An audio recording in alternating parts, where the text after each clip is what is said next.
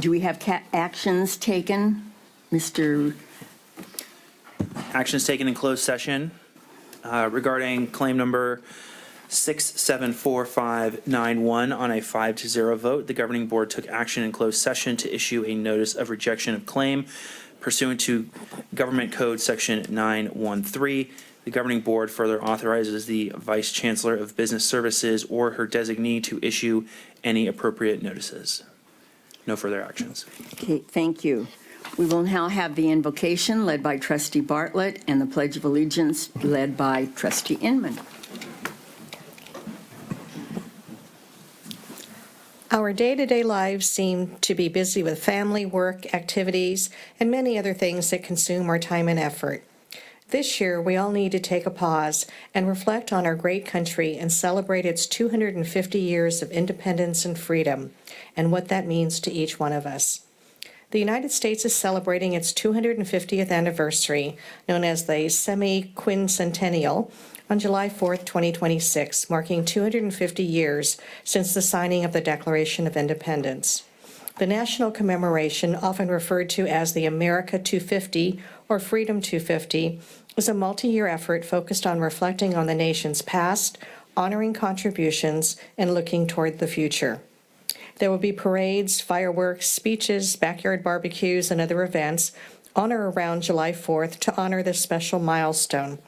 As a nation, the United States of America represents strength, prosperity, opportunity, and of course, freedom that we cannot take for granted. We wouldn't be here today if it weren't for the brave men and women serving in our military and our veterans who also served our country and protected our freedom. To all of them, we owe them a debt of gratitude. July 4th is just around the corner, so celebrate with your family, friends, and loved ones. And if you run into an individual in active military or a veteran, take the time to stop and say, thank you for your service. Thank you. And in honor of this holiday coming up, ready, begin. I pledge allegiance to the flag of the United States of America, and to the republic for which it stands, one nation under God, indivisible, with liberty and justice for all.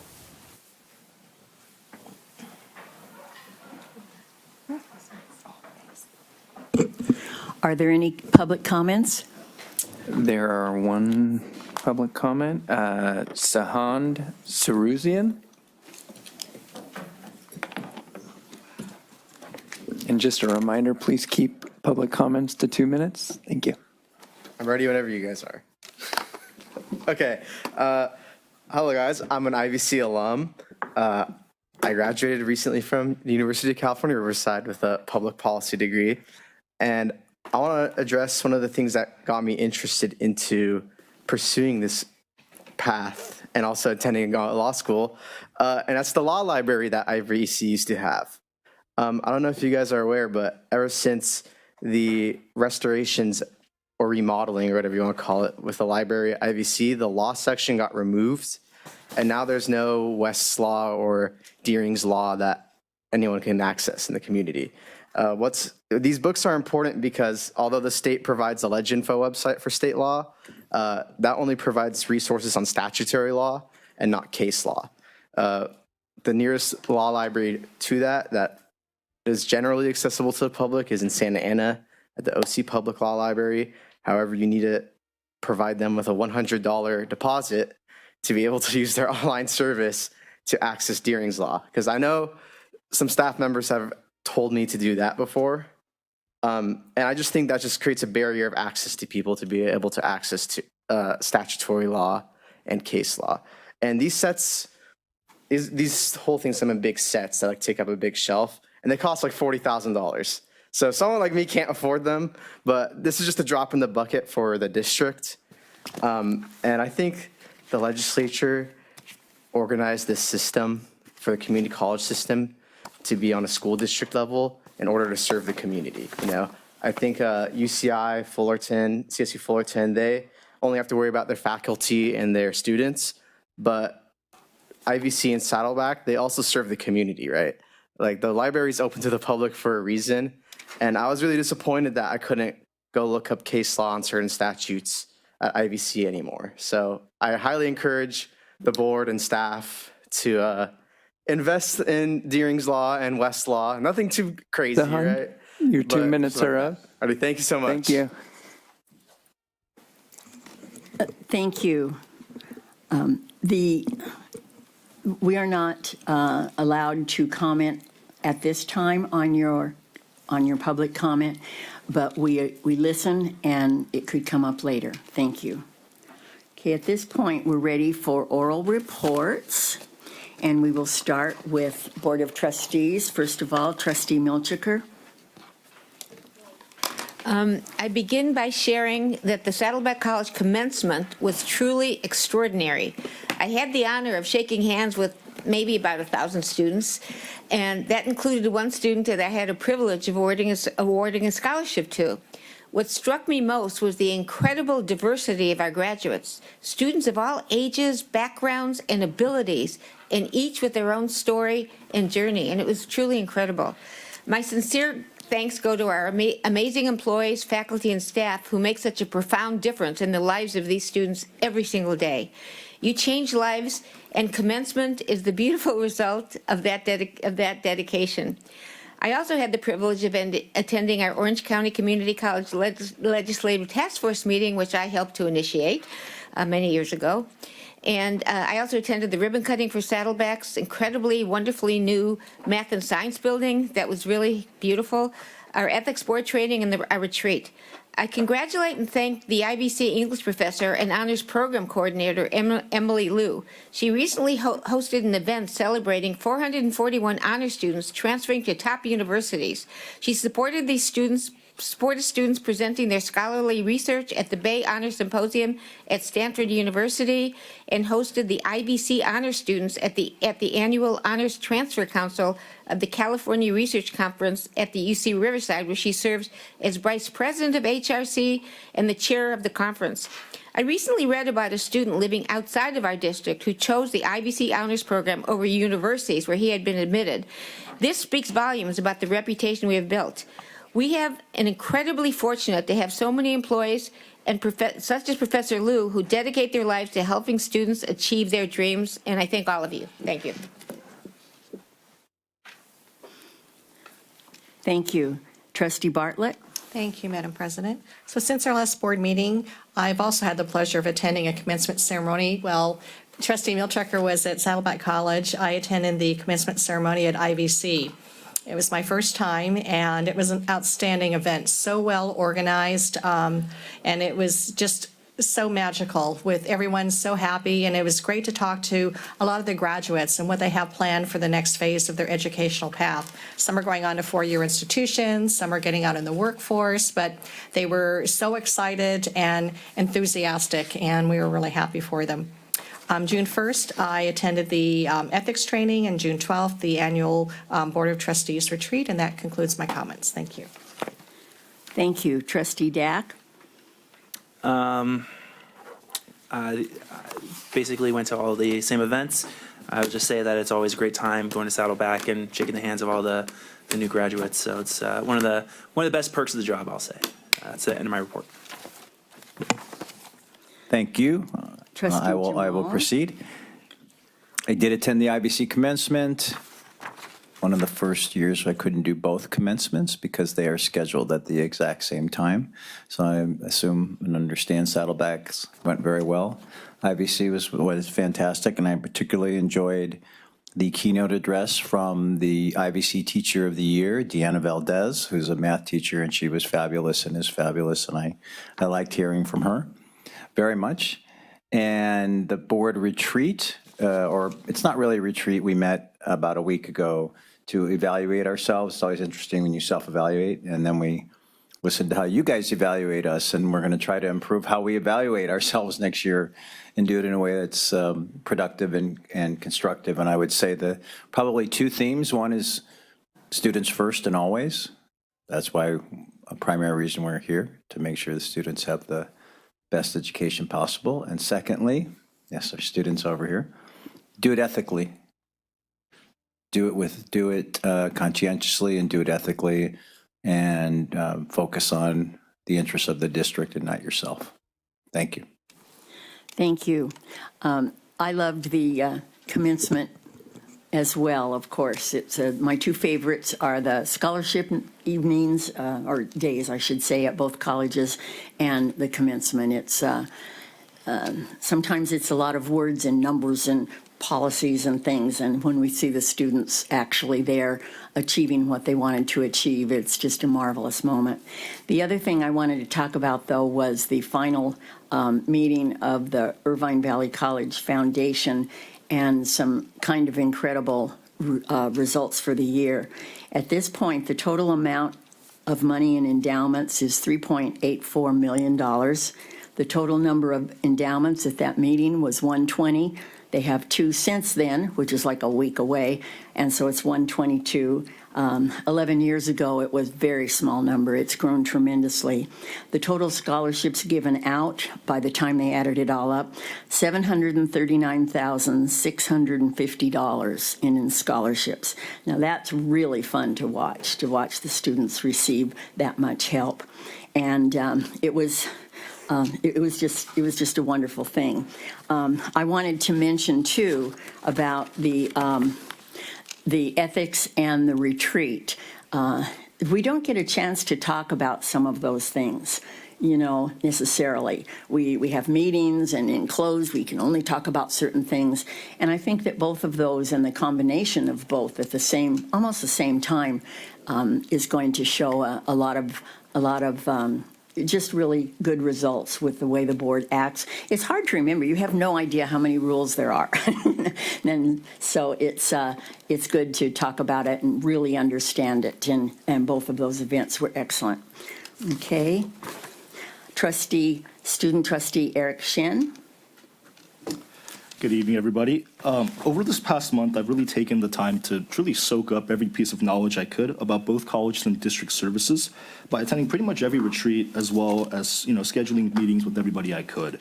And so I first want to start off with the Chancellor's Planning Commission retreat that happened in Marbella Country Club. I got to learn so much about district services and kind of realized the well-being of the faculty, staff, and just the college overall ultimately trickles down towards student outcomes. So it really just goes to show how really well thought out the current 10-year plan is actually. And then I also had the chance to attend the Saddleback Consultation Committee's retreat. And I really liked how President Stern said that, they're always trying to work to move the dial. And I was very impressed with the action items Saddleback has already thought about and how essentially practical these action items are, especially with engaging with local stakeholders in our communities and getting students the outcomes they need in both education and jobs as well. And I also then had the chance to attend the IVC Summer Strategic Planning Retreat as well. This one was personally amazing, I have to say. The 24 tactics that were mentioned at the Chancellor's Planning Commission was sort of revealed. And the true beauty of it all was that we had over 100 people, students, faculty, staff, come and share and sit at the table together. Every table at that retreat had a student. And it was truly great how the plans aren't cemented, and for great reason, because of the fact that everybody is kind of working towards the same goals. And the fact that IVC is going to become a future-ready college is really, really cool, and it really just goes to show a lot that I did back in the past as well as an ASIVC senator, finally watching that come to fruition. And also then I want to give major props to Saddleback ATEP's culinary program for placing second place in restaurant quality chili, and second place for last call chili at the annual Tustin Chili Cook-Off. It was amazing, I tell you. Thank you so much. Thank you. Associated Student Government. First of all, congratulations to Noah Aguilar at Saddleback College, who was reelected, so we'll have him for another year. But this evening we have Avalyn Chin. Do we? No? Yes. Hi, everyone. My name is Avalyn Chan. I am the Vice President of Saddleback's Associated Student Government of this year.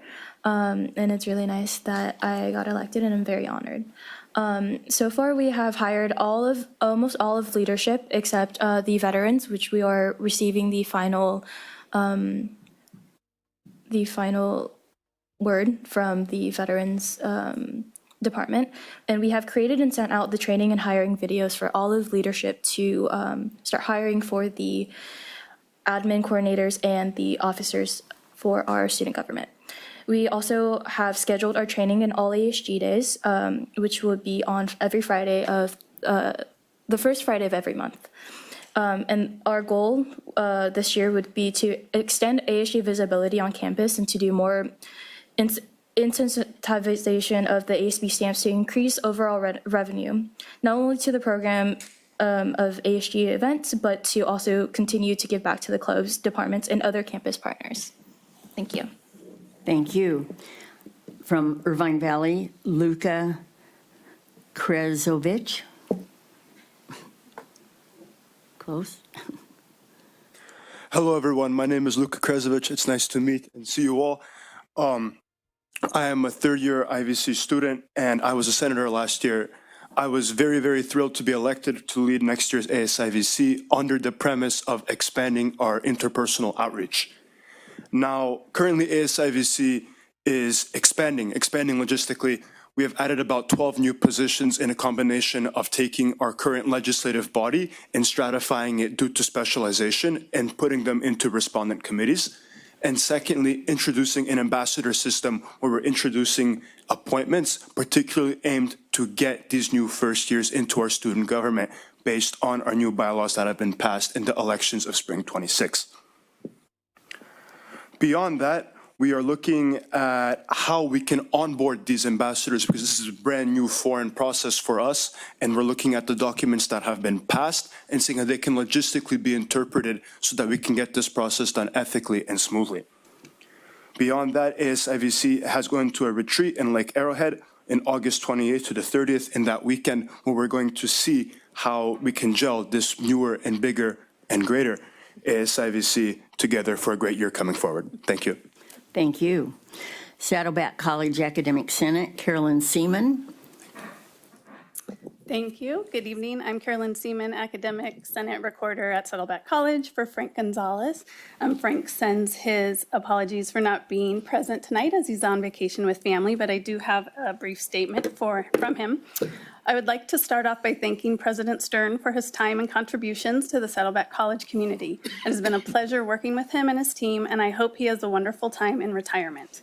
Looking to the upcoming year, we are excited to welcome and work with our new president, Dr. Cordova. We also plan to continue supporting and working for faculty on several ongoing situations, including the upcoming Title II implementation, AI, both as a learning tool and as a challenge for faculty in several disciplines, and finally, the ongoing banner challenges for our counseling faculty.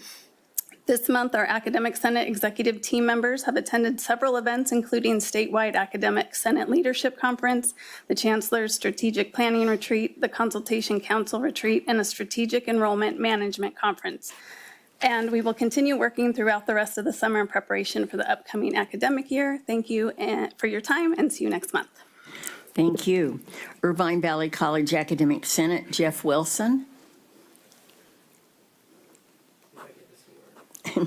Oh, there you go. So hi, I'm Jeff Wilson. I'm here for Rebecca Beck. Like Frank, she's on a vacation with her family, so I'm here today. I'm the Vice President of Equity of our Academic Senate. Senate's off for the summer, but Cabinet is working currently over the summer. Some of the highlights is faculty continues to participate in finalizing our strategic goals and tactics for our Vision 2030 plan, and we're heavily involved in that process.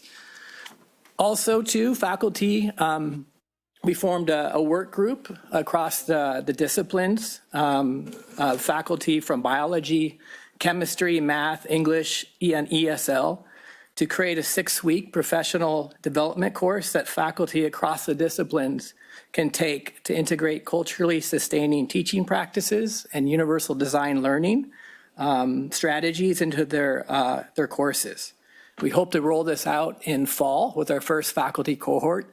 And then after that, roll it out to more and more faculty and hopefully get it to as many faculty as we can in response to the state's upcoming requirements of adding DEIA and UDL into our curriculum. So we're excited about that. Also, lastly, some faculty are also working over the summer on our adult learner initiative, which is, we're now in our second year of our strategic enrollment management project. Focusing on our adult learners is one of our priorities to address our changing demographic needs of our college. And so we all look forward to reconvening in August, and many faculty are teaching summer classes, and others, like many of our colleagues, are taking a well-deserved break. So thank you. Thank you. Faculty Association, Deanna Sugar. Hello, members of the board. Since this is my first meeting as the Faculty Association president, I wanted to take a few minutes to introduce myself. I first went to college when I was 6 years old, when my mom enrolled in a bachelor's degree program for liberal arts at Cal State San Bernardino to become an elementary school teacher. She didn't always have reliable childcare, so she took me along with her to classes, and her classmates would sometimes try out lesson plans on me. From a young age then, I saw that college was a place of opportunity. My mom's teaching job made us a lot more financially stable, but also a place of excitement, with new topics and ideas to discuss, and also lots of homework. I became a teacher myself partly because of that experience. I joined the South Orange County Community College District in 2011 as a part-time member of the English department at Saddleback, and was quickly impressed by the opportunities for professional development and by my amazing colleagues, who always had time to meet with me, answer questions, and offer guidance. Thank you. I was lucky enough to be hired full-time at IVC in 2015, and I always tell people that I love my job. I ran for president for the Faculty Association for 2 reasons. First, I believe in the work of my colleagues. In the 15 years I've been with the district, I have been continuously impressed by the dedication, expertise, and deep care of our teachers through challenges like COVID, AI, and even Banner. They've shown their willingness to put in the work, collaborate, innovate, and think creatively to give our students the best learning experience possible. Second, I believe in the work of teaching. There's no place in life that offers quite the same opportunities as the classroom. It is in the classroom that students learn more about themselves and discover their potential. They gain new perspectives and consider the world in new ways that will help them better find their place in it. And as teachers, we get to take that journey along with them, encouraging, guiding, and growing ourselves. Teaching is a deeply rewarding, challenging, and joyful profession. And so it is with great honor that I begin my term serving as a representative of my colleagues here. And I look forward to working with you in service of making our district the best it can be for our students. Thank you. Thank you and welcome. Irvine Valley College Classified Senate, Deanna Baltazar. Hi, good evening. My name is Diana Baltazar. I serve as the Vice President of Equity for the 2026-27 academic year for Classified Senate. I'm providing today's report on behalf of our Classified Senate President, Brianna Bell, who regrets that she is not here this evening, but she is super excited to serve as Classified Senate President for the 26-27 academic year. As we close the academic year, the Classified Senate Executive Board had the privilege of hosting our Sensational Stars Classified Senate End of the Year celebration. This event was really special as it was created to recognize and celebrate the outstanding contributions of our classified professionals and the meaningful impact they continue to make in the Irvine Valley College community. The celebration brought together colleagues from across campus to reflect on the year's accomplishments, strengthen connections, and express our appreciation for the dedication, professionalism, and commitment demonstrated by our classified professionals every day. We are thrilled to have had 50 classified professionals register for the event, with a 48 in attendance, reflecting the strong sense of community and engagement that exists among our classified staff. The success of the event would have not been possible without the dedication, collaboration of the Classified Senate Executive Board. Their commitment to creating opportunities that celebrate, support, and recognize classified professionals continues to strengthen our campus community and foster a culture of belonging. Thank you. Thank you. Saddleback College Classified Senate, V. Zuhare. Hello. It's actually Georgina Martinez. I'm the outgoing president for Classified Senate President. V sends her regards. Her little one is celebrating a birthday, a big milestone. So she will definitely be here next month. But on her behalf, I plan to read the following statement. Hello, esteemed board members. Classified Senate held its final general meeting on Wednesday, May 13th, with Chancellor Barnes and Vice Chancellor McDonald as guest speakers. We would like to thank both guests for their time and dedication to classified professionals. Also, the outgoing Classified Senate Executive Team met on June 10th to welcome the incoming 26-27 representatives. We are proud to announce the incoming 26-27 Executive Team as V. Sahara as Classified Senate President, Marco Benavides as President-elect, Erlyn Ballo as past President, Chantel Gil as Vice President at Large, Angie Velis as Vice President for Equity and Inclusion, Georgina Martinez as Treasurer, Riley Phelps as Secretary, and Donna Nguyen and Noel Chow as members at large. Both the President and President-elect attended Classified Leadership Institute this summer, along with a handful of other Saddleback classified professionals, and we are currently planning our joint retreat with IVC's Classified Senate Executive Team. We look forward to a great academic year. Thank you. Thank you. I don't think there's anyone here from School Employee Association. Okay. Police officers, Officer Lance Christensen. Yes, this is for any of the new members here. My name is Lance Christensen. I'm going to be your vice president of the Police Officers Association. You guys have any questions, please come find me and I'll do the best to answer them for you. Thank you, and no report. That was a report. Thank you. We have something a little bit special right now. Dr. Stern, would you like to come forward, please?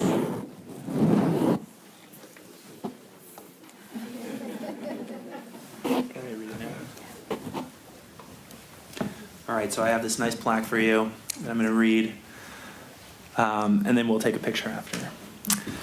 Board of Trustees Certificate of Appreciation presented to Dr. Elliott Stern in recognition of Dr. Elliott Stern's outstanding leadership, unwavering commitment to student success, and dedicated service as president of Saddleback College.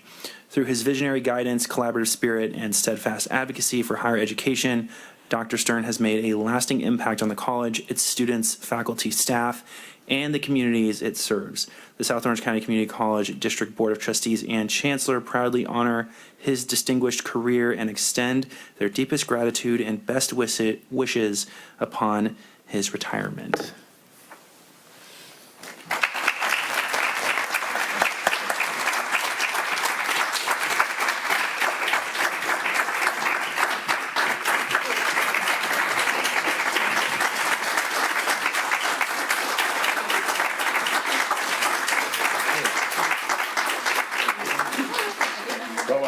Chair? Oh, the chair.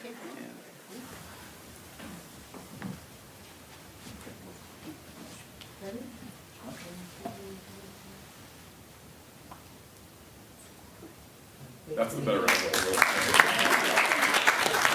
Thank you all. Thank you so much. Thank you so much. Thank you so much.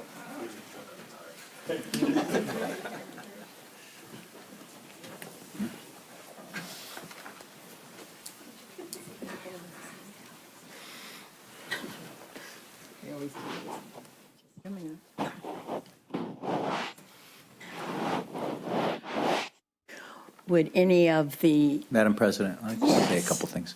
Mr. So I was on the board when Elliott Stern was hired as president. I always felt somewhat of a connection to you because we're both from the great state of Michigan.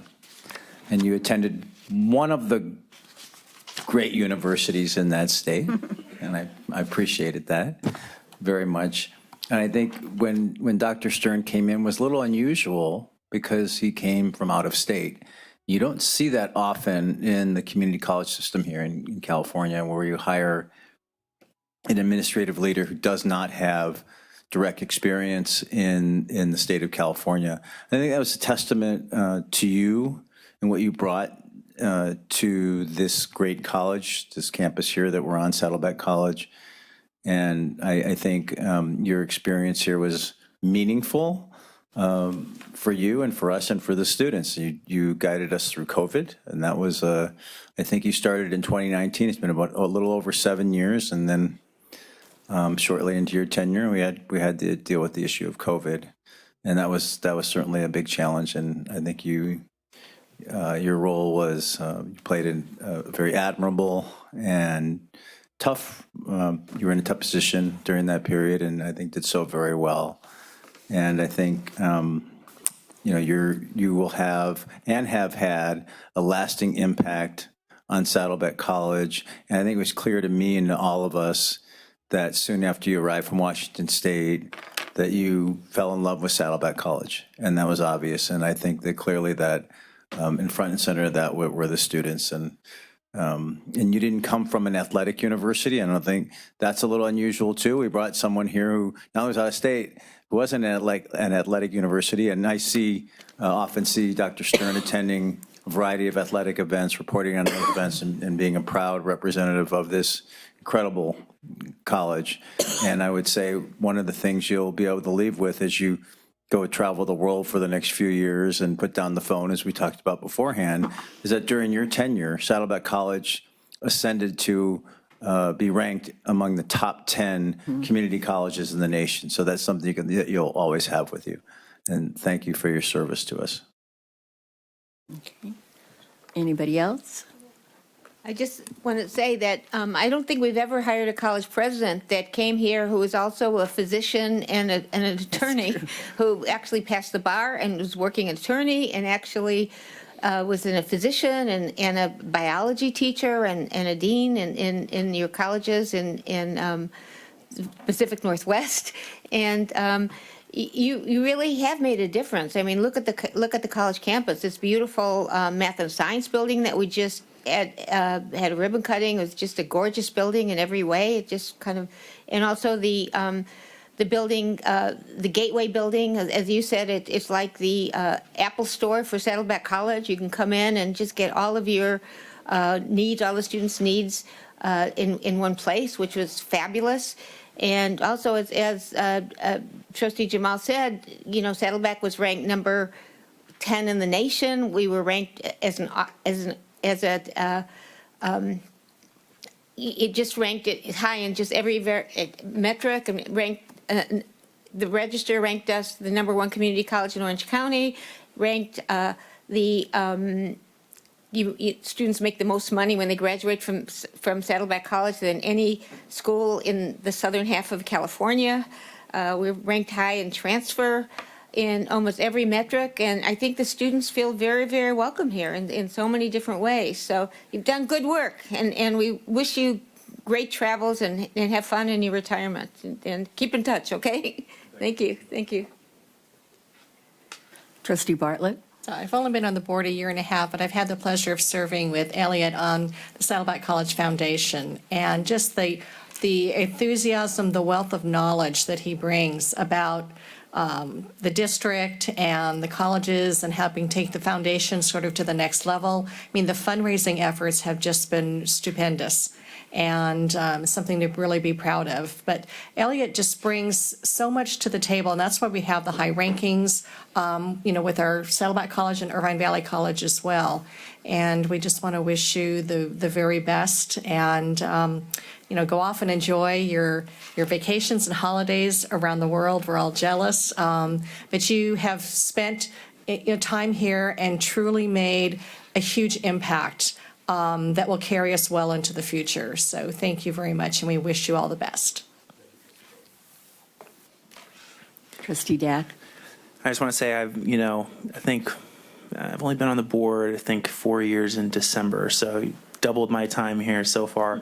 And, just having been an educator during COVID, I know how stressful that whole thing was. And you just coming in 2019, I think it takes a long time to sort of build up, strong community trust, and being able to go in as a leader during COVID and get the district through that and the school through that, and today where, and I'm not going to repeat all of the accolades that Saddleback has gotten. I know you know him. I see you laughing over there. I know you know him by heart, I'm sure. But I think that takes a certain kind of leader to kind of bring that school and the community through that. So I appreciate your tenure here, even though I was only here for the latter half of it. So I'm excited for you to take your 3 weeks in Spain.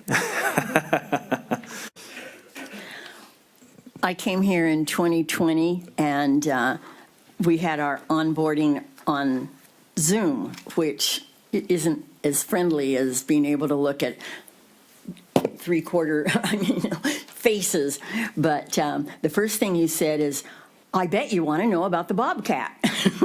And I said, "No, I'm still trying to find where the restroom is." I don't know about the Bobcat. But then later you wrote this thing, and I said, because I didn't have an opinion yet.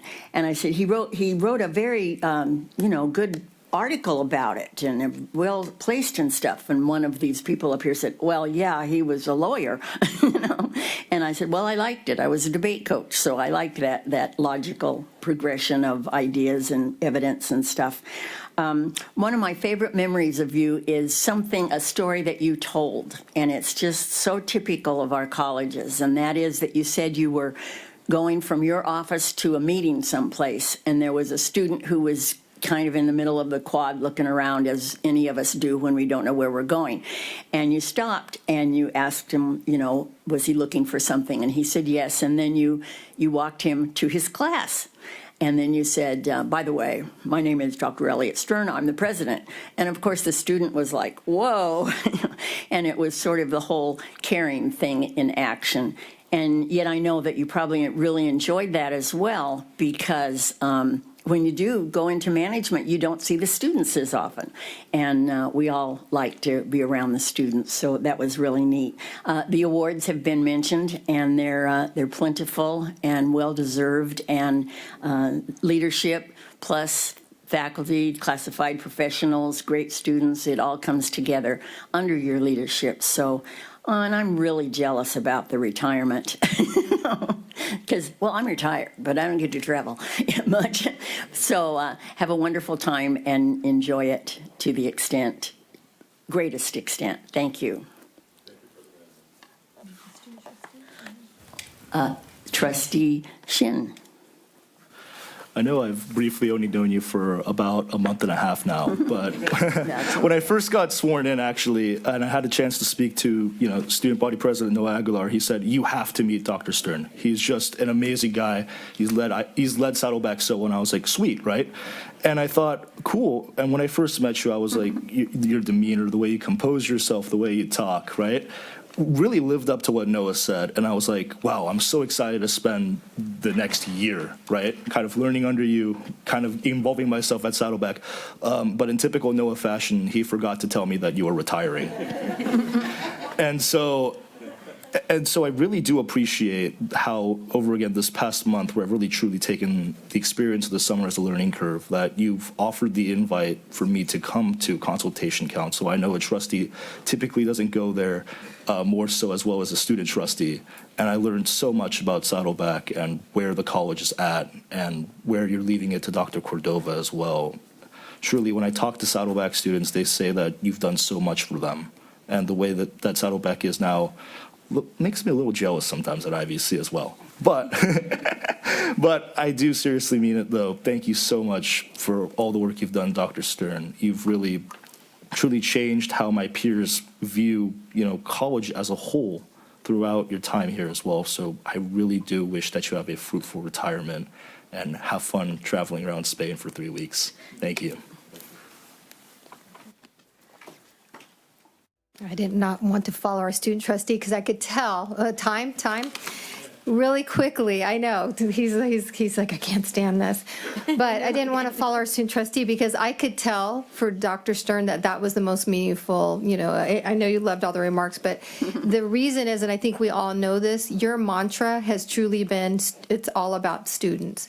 And it's not just been rhetoric, it's how you lead, it's the lens that you use when making decisions. And I think that's, come out just with this one student testimonial. We heard a lot about the accolades. We know what they are, the rankings and all of that. But again, it's not so much about the accomplishments. but it is. But it's also how you have led. And for me, I see you, I know it was said, you came at the time of COVID, and I came at kind of the tail end, and it was interesting. I had known that you had all of these, different experiences, being a physician, being a lawyer, and all that. And sure enough, I remember starting, they're like, well, let's ask Dr. Stern what he believes about, this new strain WD-40. Well, that's actually not one of them, but I can't remember what those were now. You were truly the expert. So, sure enough, I learned really quickly that you were, very knowledgeable person, very intellectual and all that. But I also learned that you balance that beautifully with your heart. And I know it was said even at the retirement or the retirement event that we had at Saddleback, but truly you balance your head and heart beautifully. You're just as analytical as you are compassionate. And, we always say this, we see this in our strategic plan as well. There's all of that beautiful innovation that happens in those quantitative outcomes that we're trying to achieve, but you get it because we can't do those things without bringing the people along. So it's been a people first, it's been a student first leadership approach that you've carried out, and it's been said, because what's beautiful that you're leaving behind is that wonderful foundation, that wonderful culture that will allow these efforts and that focus to be sustained long after you are gone. Now, a lot of people also know that you love AI. We always keep saying, oh, you're going to be going to Spain for 3 weeks. But you know what, dude? We're going to be seeing you around, too, doing in the circuits. But I just asked AI to help me out a little bit. Like, if I were to put something on a T-shirt, for Elliot Stern, and I told AI a little bit about you. It's actually not too bad. It says, fueled by data, driven by students, delivered with humor, because we're going to miss that big, beautiful smile too, and leading with courage. So thank you, Dr. Stern, for all of your beautiful service, and I look forward to seeing what happens next with your life.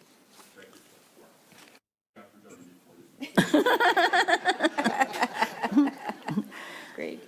Thank you. Okay, number 5 is public hearings, and we don't have any this evening.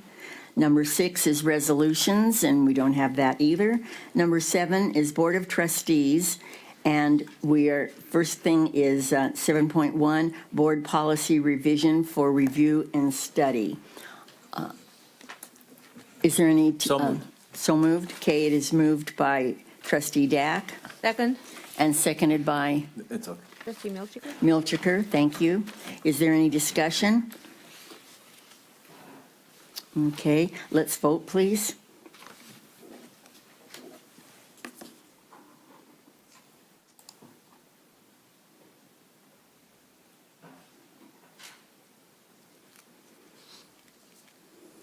Has it come up yet? It hasn't come up yet? Oh, refresh it.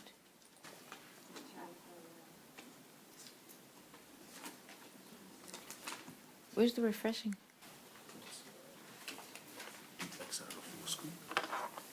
Oh, you have to X out of that screen? Yeah, if you exit out the full screen, in the middle right there, it will show like an X. Neither one of us is We coming. X out. No, thank you.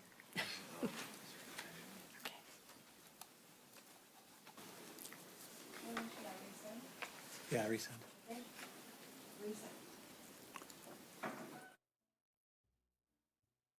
Do we need to vote again? No. Okay. It's like you're logged out or something. I know, They could log it's her out. weird.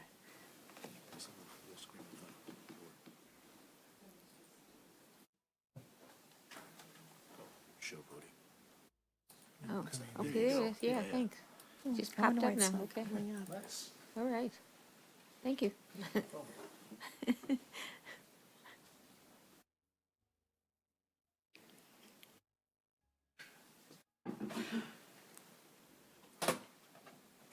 What about the current topic down there? Yeah, where's that? Oh, it was down there. There we go. Okay, we'll just sign back in. Just got to sign back in. Okay. Where's That'll the work. refresh? I don't see a refresh. I know there's a refresh. I don't see it. I think click on community, It's gone. It's okay. then the meeting should come up. Yeah.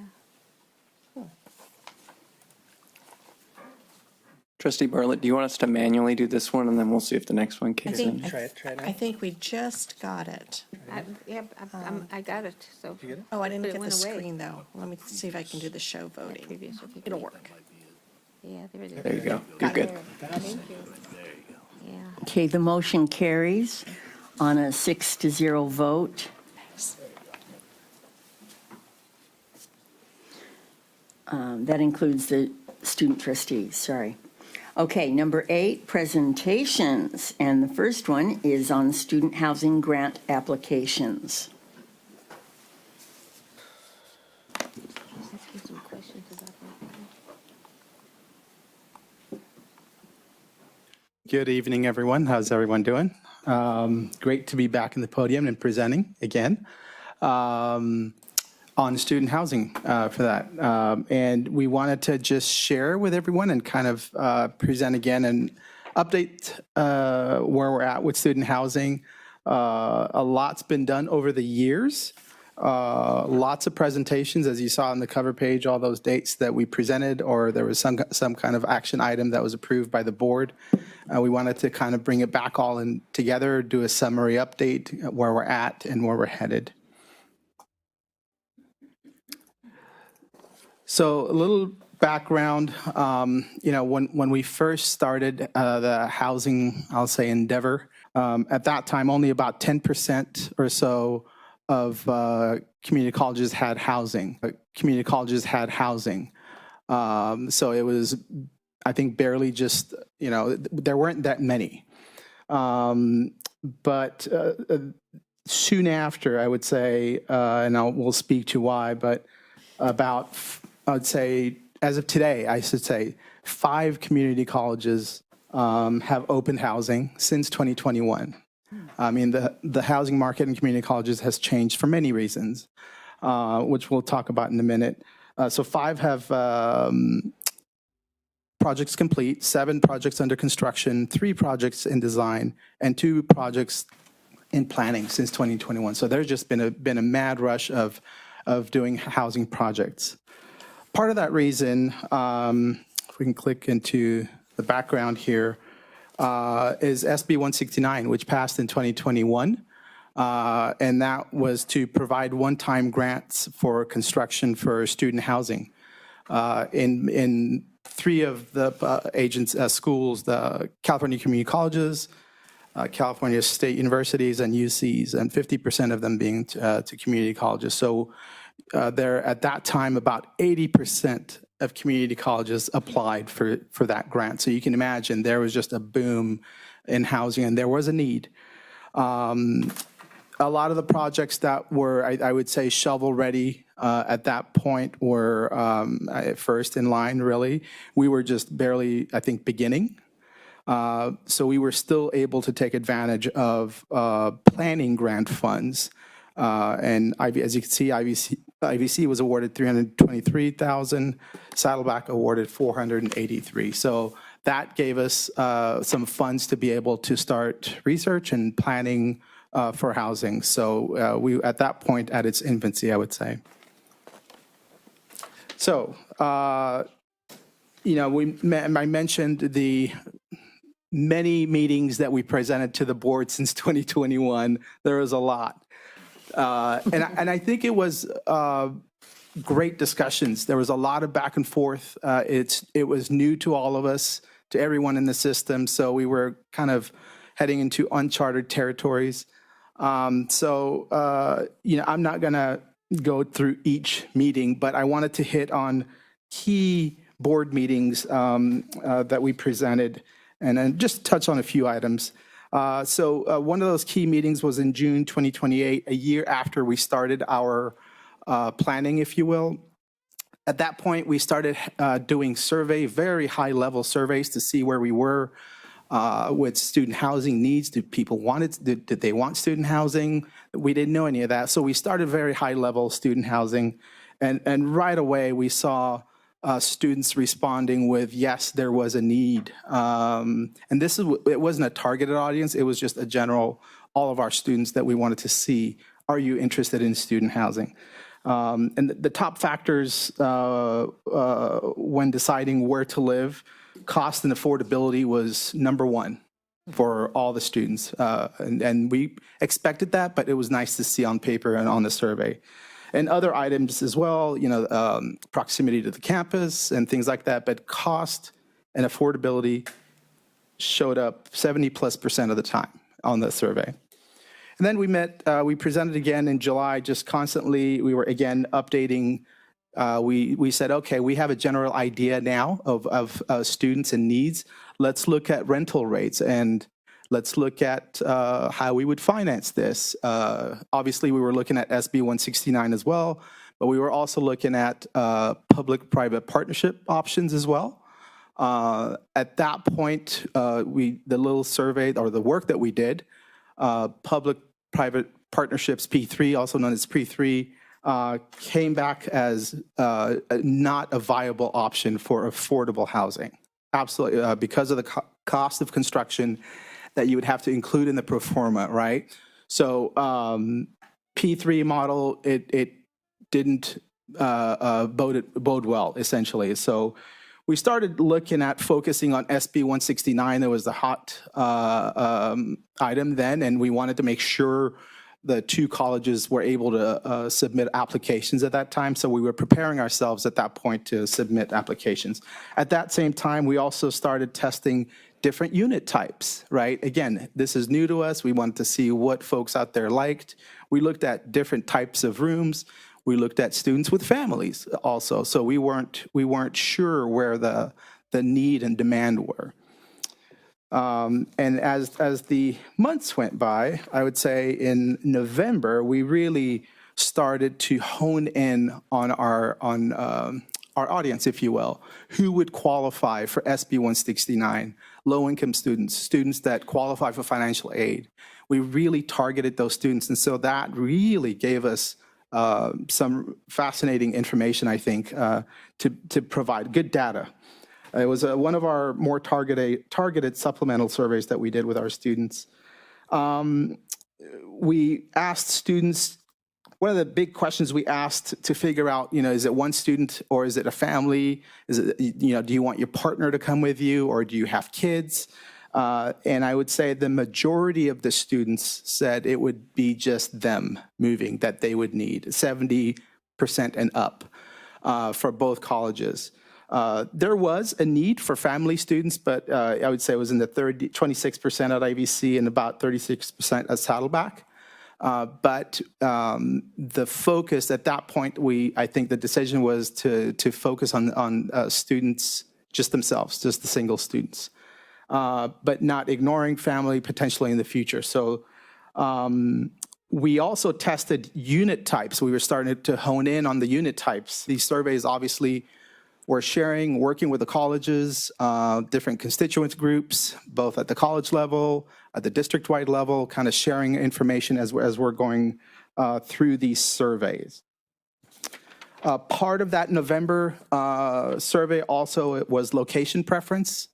We looked at, obviously, where do you want housing? Do you want housing at Saddleback? Do you want housing at Irvine Valley College? We also threw ATEP in there because we wanted to see, how that worked.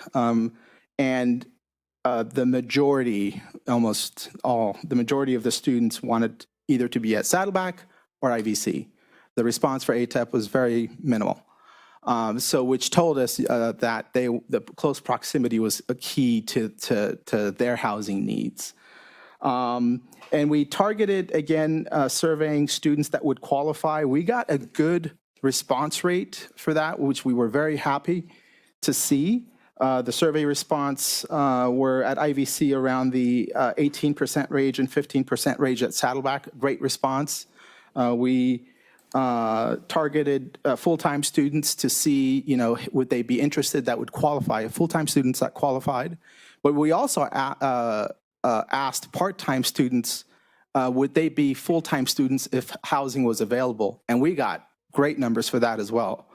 So I would say this survey really was the foundation of kind of starting the pro forma and program, if you will, for each project. And that led to January 2023, where we submitted our first project housing construction grant, and we can only, at that time, I believe still, well, at that time, we could only submit one college at a time. So we submitted, Saddleback was prepared, so we submitted Saddleback's. And that had the original programs of 140 beds, 320 beds, total beds, with that mix of single beds, double beds, and a studio, because that proved to be really what student liked. The original cost was approximately $103 million for the Saddlebacks project. Included in this was the staffing needs that would need to run the building once it's opened. So you have the additional police officers that are needed, the plumbers, electricians, the staffing that's needed to run the day-to-day operations of that. Also the director of residence life, administrative assistant. And so we factored all that in, and these are all district staff, not outsourced, that we factored in as we were looking at this submission. And then that June of 2023, we submitted IVCs, pretty much the same program. IVCs had 322, and Saddleback had 400 beds, I'm sorry. And the IVC's project was 75 million at that time, and also prepared a full list of staffing needs that we would need for that project. So those were critical milestones, I would say, to give us a good picture of what the future housing projects would look like at both Irvine Valley College and Saddleback. Moving forward, November 2023, we did a special study session for the board. At that point, SB 169 funds started to, because of the 2023 Budget Act, SB 117, there was a shift in the funding for student housing that was taken away essentially from state general funds grants to lease revenue bonds. And so there was, at that point, all the districts that were excited about those SB 169 funds were like, whoa. So other community colleges started to explore alternative funding and seeing what else they could do. As South Orange Community College as well, we were trying to figure out, okay, what else can we do if SB 169 funds aren't going to be available for us? Again, we presented to the board multiple different types of finance structures, and looked at general obligation bonds, again, P3, looked at everything, even local funds. How would it look like if we funded? And everything that we were looking at was gearing towards basic aid funding the projects, the two projects, and including them in our facilities master plan. So the board at that point directed us to staff to come back to the April 2024 board meeting and make a formal recommendation. And at that meeting, the recommendation was to include the Irvine Valley College and Saddleback College housing project into the fund them with basic aid project. And that, I'll go through the next slide, I would say 8 months of working with all the different constituents, but to incorporate the two projects into, at that point, the 2020 facilities master plan for 2024-2025. Again, with the original programming, 320 beds at IVC, 400 beds at Saddleback College, and at that point, the board unanimously approved that. This shows the normal, for all the KIC projects that we bring to the board every April for our capital projects, we follow this, process, this participatory governance review process, if you will. We did the same thing with the housing projects, both of them. When the decision was made to incorporate the two projects into the FMP, it came at the college level. And so IVC and Saddleback, at IVC it was BD, Budget Development Resource Planning Council, and CRC at Saddleback, and so forth, all the way to College Council at IVC and consultation councils. It went at the local level and then went to the district-wide committees to figure out how do we incorporate the two projects into our facilities master plan. So at that point, that was presented to the board April 2024. And since then, it's been in our facilities master plan. So the current program detail, this slide right here shows you, this is presented at the last April 2026 board. Our cash flow was shared with the board. But if you look at the blue arrow and the red arrow shows when the two projects are going to commence. And these dates have not changed since 2024. And so this kind of gives you an annual basic aid fund estimate for the year as we go through, just to give you an idea. The goal is to obviously keep it on schedule here. So next year, this time, the hope is that we're going to procure an architect to start the IVC student housing project at IVC. This gives you just a quick snapshot of all our current projects we have going from 26, 27 to 34, 35. A lot of the ones that you see here are active projects that we have ongoing. The next slide shows this, it kind of gives you an idea of where the two projects fit in. The colored IVC student housing and the SC student housing. And there was a lot of discussions, when and where the projects go and how they fit and where they go. Each college had their own priorities as we were going through these. If you look at Saddleback's, it's further out, and that's very intentional. We have where it's currently sited, the project is sited, is the village, and the village is slated to be used as swing space for the college center project. So we can't really do anything in there until that college center project starts. So the idea is that the minute construction starts at the college center, the goal is to start designing for Saddleback. And so when college center is done, boom, we would start the Saddleback housing project. So that's one of the reasons it's a little far out right now. These are, I think we've kind of touched on these already, but 320 beds at IVC, 400 beds at Saddleback College. The gross square footage for each, a little over 82,000 at IVC and a little over 85,000 at Saddleback. These are the where we finished essentially what the single beds and double beds and studio look like. The studio obviously has a slightly bigger room with a kitchenette and its own bathroom. That one obviously would cost a little more. And I would say the three of these came, this is a clear response from our market and demand analysis that came out from the survey. So I would say that these were the top three.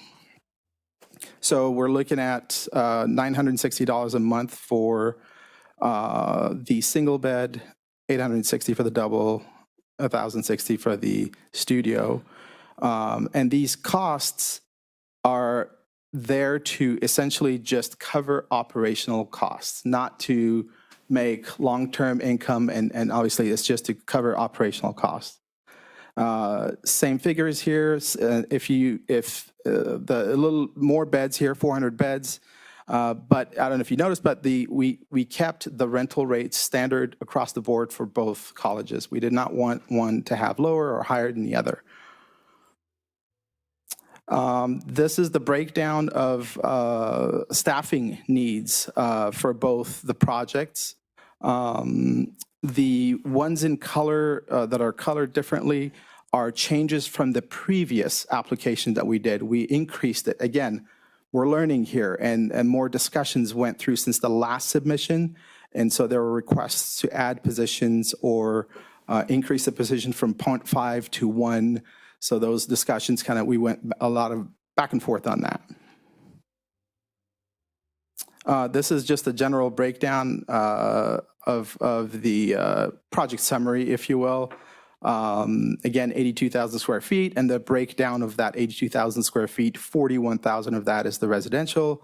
The programming are spaces like study rooms, meeting rooms, and whatnot, and then circulation space are the hallway space and whatnot. About $273,000 per bed, and we are, with this grant that we're going to submit, we're going with the max 25%, unlike in our initial was 5%, but we're going with 25% now to maximize our scoring. So here gives you the total cost of ownership. We try to go as conservative as possible and not assume the rooms are going to be 100% to capacity. So right now, we're the academic year revenue is approximate at IVC is approximated at 3.1, 75% occupancy during the summer, even though students can stay there for the whole 12 months. That's one of the requirements of the grant. And then the academic year vacancy, we put it at 7%, and that's, again, trying to be conservative and make sure we don't say we're fully occupied. And then the 1% is for the RAs that are going to be on site as well. With all in all, essentially with a net operating income of $101,000 or so for year one. And then just to go quickly here, the breakdown for IVC, the $85,000, and very similar to how IVC was done. Saddleback is broken out the same way. The only thing here is the cost. It's obviously it's out a few years out, so you have escalation factored, more site costs here, and this comes to $362,000 per bed. And we're maximizing our score here at 25% as well. So the 36 million would be of the 145, 36 million would be us funding it. And then similar, I won't go through all the numbers here, but it's very similar to IVC with occupancy rates and whatnot. But the operating income here, the goal is IVC's has a somewhat higher operating net income, only because they have more beds. As well, so that had an effect on that. Cost per square footage, and this is to show you from the initial submission to the one we're getting ready to submit now to kind of give you an idea, just the cost impacts, how much things have increased. And that's really the point of this slide. And the cost per square footage includes soft costs. Siting. So this is IVC. To give you an idea where it's at IVC, right south of the Fine Arts, Arts Village area, if you will. That's where we want to site it. And then at Saddleback, it's the village, a lot of the village spaces that we have adjacent to the stadium. That makes sense. And again, just to conclude here, right now as it stands, IVC is looking to start planning 27-28 with the hopes to open housing in 31-32. Saddleback beginning planning in 30-31 with the hopes of opening housing in 34-35. I have a question. Trustee Milchiker? Yeah, thank you, Ms. It was really thorough report and very interesting. I did ask questions of the Chancellor and Vice Chancellor Anne-Marie Gable and got their answers. This is a question I neglected to answer, and I think it's obvious. The $860 for the double room is for the whole room, right? So it would just be $430 per person if they share a room per month. Is that correct? That's per bed. Okay. That's per That seems like a dumb question, but I just want. No, that's not dumb. That's a good question. That's per bed. There's no dumb questions, just dumb people, right? And I do understand, talking to them, that it really has to be affordable housing. That's what the students want, and that's what the students really want. And not only that, we don't qualify for any state funding now or in the future for any future expenses if it's not affordable. So this really has to be affordable housing. And also, what we're requesting now is to apply for the grant. Correct. To the state. So do you have any predictions on if we will qualify for any grant funding for either of these housing projects for either of our colleges? Anne-Marie, do you want to take this one? Give her the hard one. Yes, I will take that one. There currently is not any state funding allocated for student housing projects. All the funding that was available in the previous 22, 23, and 23, 24 fiscal years has been completely allocated. So there isn't any funding. So really what we need in order to have the potential of getting a state grant is another statewide bond, either specific to student housing or a change to the capital outlay program. But even with that, we would need a new statewide bond in order to pay for this. Is it too late to put a statewide bond on the November election? Do you know? It is not too late. There is one bill that is currently out there that was a 2-year bill. It's AB 48, which was by Alvarez. However, that one isn't getting a whole lot of traction, and it would need to get approved within the next week or so, but it's not looking likely that that is going to occur. Okay, thank you. So our next chance would be 2 years from now. But yet the state chancellor's office still requires us to submit the applications every single year for the student housing. So that's what we're doing. So we need to submit the housing in order to make sure that if there is funding, that we will be able to get some of the funding. Yes. So, Correct. So moving forward, thank you. Okay, Trustee Jamal. Yeah, just to follow on to Trustee Milchiker's line of questioning. Medhani, thanks for your presentation. I think all of us were on the board when we went through all of those series of meetings. We spent a lot of time on this issue as a board. I think the board collectively wanted to move forward with student housing. As I mentioned before, there was a prior administration here that was not wanting to move forward with student housing, but we as the board wanted to see if we could make it work. And so we looked at a number of financial models.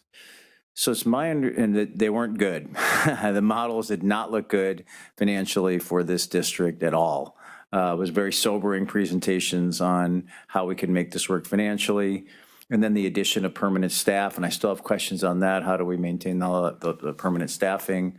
So is it my understanding that this will not move forward unless we get grant funding from the state? And then if that is the case, then are we pulling back from this project?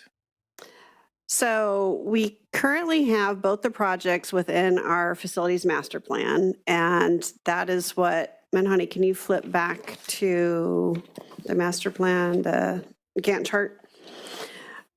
Both of the projects are slated to be funded 100% with basic aid funds. You think we can afford that? Well, it will 100%? It will entail moving projects around if we want to stay with the timeline that we have. So, Manhani, flip back to slide 9 just to give us one more. There we go.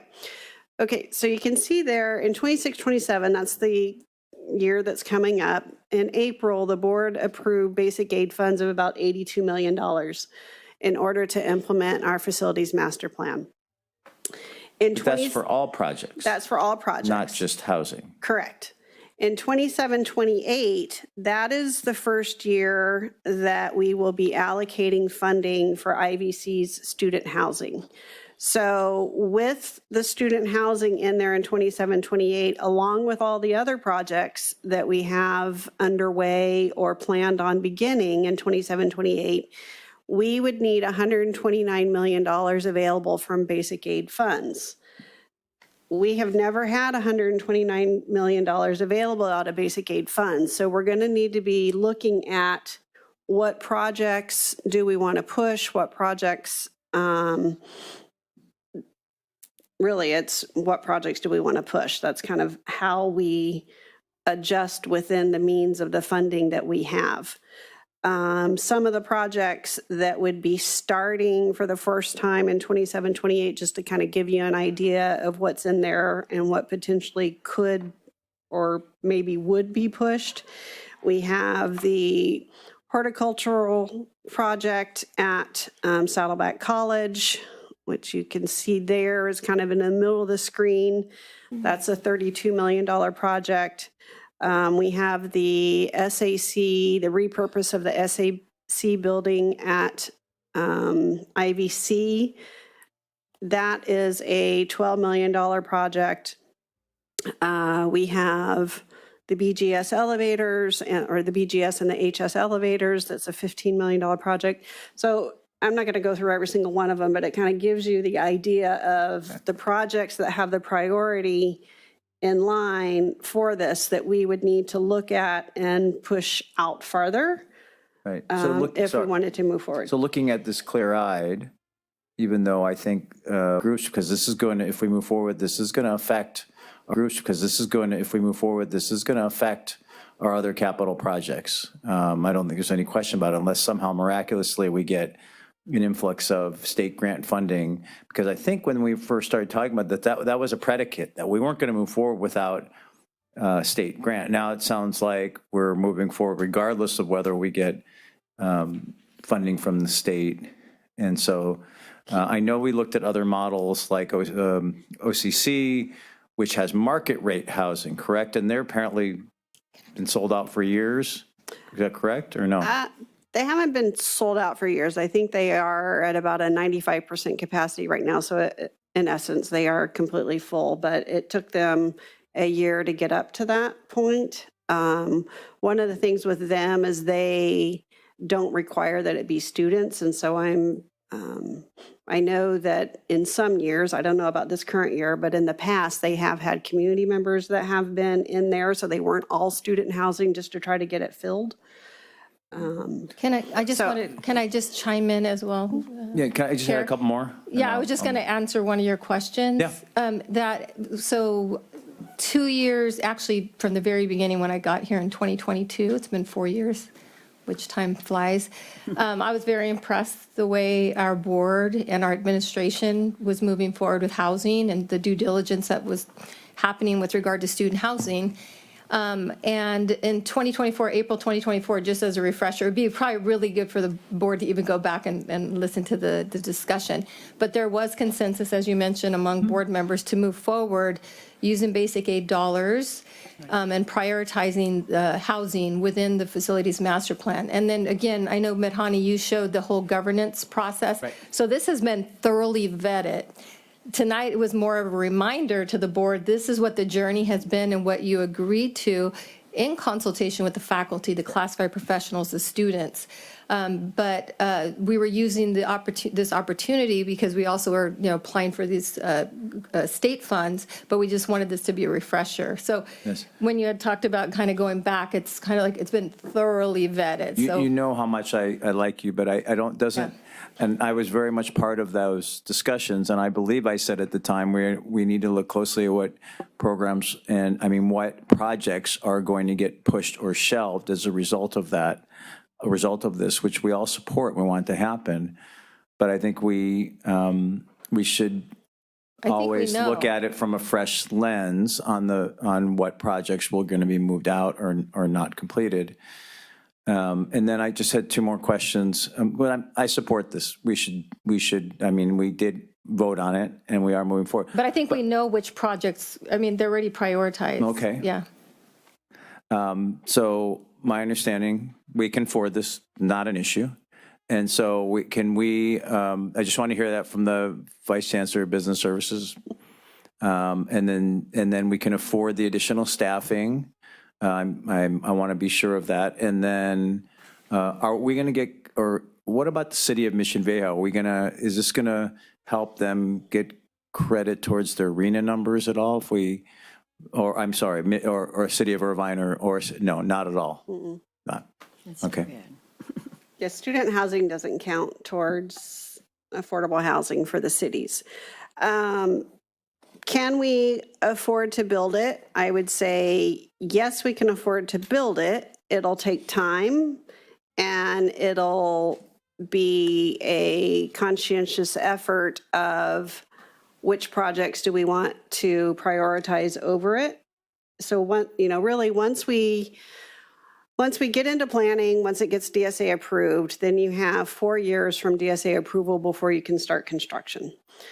And when we get to that point, it's going to be working with the campus of, okay, well, which projects, like I, went through kind of a litany of some of the projects that we already know are going to need to be pushed just based on the facilities master plan that was presented and approved this past April for the projects, because we're not going to have $129 million in 27-28 of basic aid funds. Correct. We will, hopefully have 80 million again from that with everything else that we have. So we're already going to have some push and pull that we're going to need to adjust for. As far as long-term of running the housing, the IVC numbers, we saw that IVC, the first year was going to be 101,000 estimated profit, and the 20-year was only 226,000. Well, that tells you that as time wears on and as our expenditures increase because of the over 17 full-time equivalent employees that we need to hire for that project at IVC, they're going to be running in the red years out. Yeah. Based upon the assumptions that we've done. And these are all assumptions that we have created using the experts that do housing all over the United States of what we think the estimate should be. Saddleback's net profits are a little bit higher. They have more beds, and so they will run closer on the 20 years to where it looks like they won't get into a situation where they're in the red, but IVC will be in the red. So can we afford it on an annual basis? How much do you want the college to have to backfill student housing in order to keep it afloat? We do know that the number of faculty that we've put in, again, that's an estimate based upon all of the information that we're learning from the other colleges that have housing themselves. We already know that our CSEA unit will not let us contract out like some of the other, like Orange Coast College. They contract out all of the employees that work for the housing project. We're not going to be able to do that. We need to hire the employees ourselves, and they'll be all our employees. So there's some added cost there by doing that. So yes, we can afford to build it. We might be able to afford it in the long run, but more than likely it could be a loss leader for us. Okay. All right. Thank you. Other comments? Trustee Bartlett? Thank you. Sorry. I had some of the same questions that Trustee Jamal had, and I wasn't here when a lot of the hard work took place. I really appreciate this is a tremendous amount of work by staff to get us to this point, and we definitely need the student housing. 720 beds is a life changer for the students, and we're basically pricing it at 13.5% of AMI, which is fabulous for the student population. So these singles and doubles, I noticed they don't have the kitchenettes or the bathrooms and showers. Are there communal areas then for those things under the those other areas that are listed? The other, let's see. Yes, there are. Okay. We didn't bring you on this one. We didn't bring all of the site plans that were mapped out, but they are all communal bathrooms and communal kitchens, and they have laundry rooms and all the things that you need in a student housing. Everything is there. Okay. And let's see.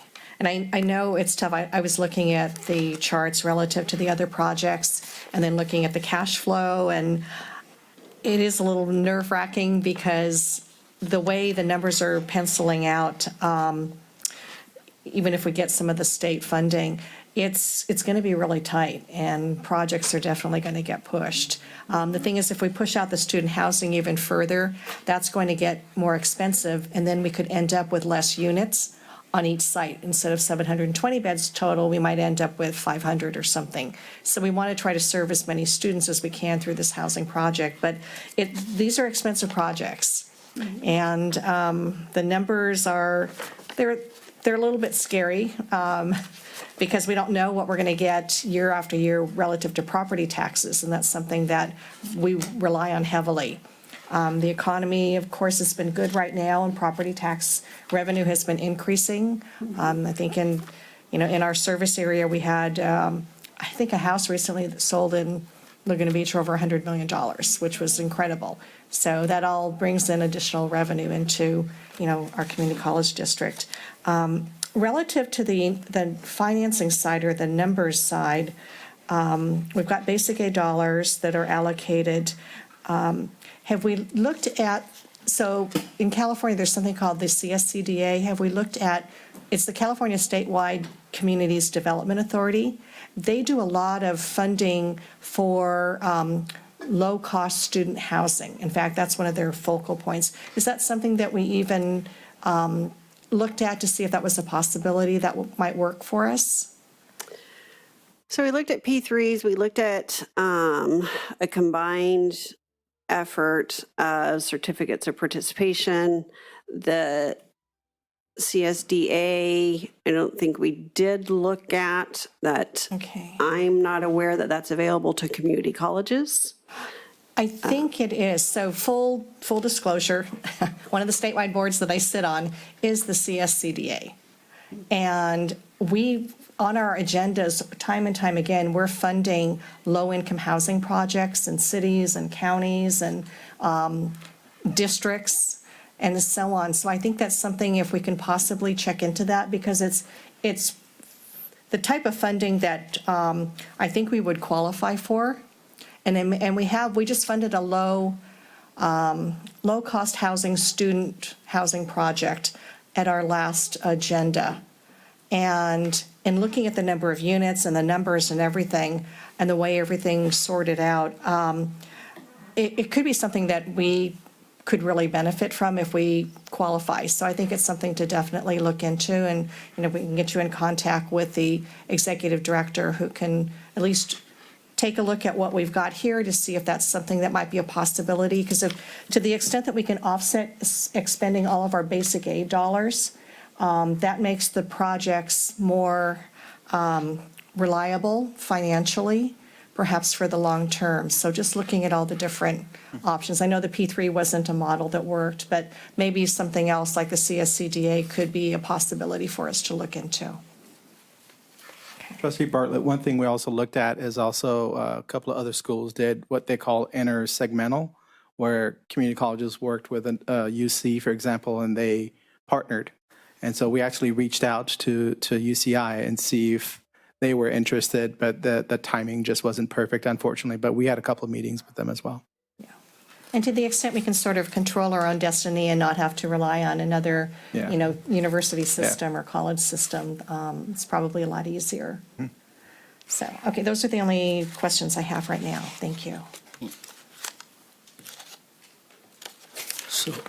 So I had a question relating to the housing projects. For one, it says that you have to prioritize low-income students, but not every low-income student can afford housing that's at around like $1,000 a month. So my question is, are we accounting for the possibility of having grants for those students to live in those housings? Because I know some low-income students, family situations, they commute, all those factors, right? So are we accounting for that within our budget at the moment as well, or will there be a different process for that later on?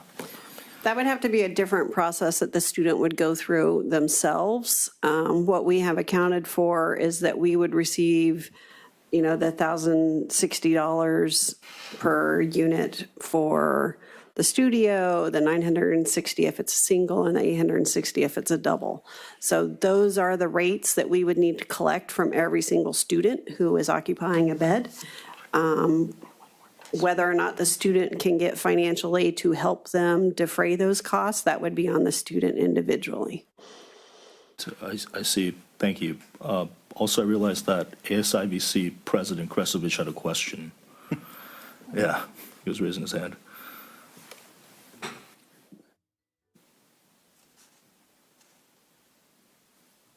Wow. There we go. Sorry, I'm just learning the ropes here, but at the end of the day, I am an ASIVC president, but something that I learned a lot from interacting with IVC student body is that a lot of students quietly are renting rooms. And one of the cons of living around IVC, and maybe this is coming from a transportation engineer myself, the public transportation is not one that is reliable, especially when you need more than one leg to connect to your journey. For an example, just to commute from IVC to ATEP, you need to go on 2 buses and have to wait half an hour to connect to them. So to relate to this, when I look at the student housing discussion, I know a lot of students that are paying these rates for a room around Irvine. And on top of that, they may be unlucky to have a bus that's within half an hour walk just to that network. And they end up unfortunately paying for Uber, Lyft, very pricey options. But as an ASIVC president, I see a lot of potential in this project to not just provide a cheaper alternative for students, but greatly enhance the social life. Thank you. Thank you. Did you have? Yeah, I have one additional question. So through the county, there are Section 8 vouchers. Is that something that would be applicable here for the students or not? I am not sure on that. I don't know if our vice president, do I have a vice president? I mean, I was thinking we'd have to be cleared for that, but it's easier and easier to get cleared. I don't know about college campuses. I haven't heard that. It's awkward, but you've got to use the microphone. I'm so sorry. I would try to articulate what she did. I'm not going to do that.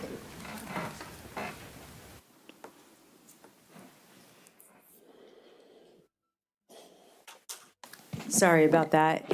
It's gotten easier to be approved for Section 8, for dwellings to be approved for it, but I've never heard of college campuses doing that, so I'd have to investigate that a little bit. So I'm not sure.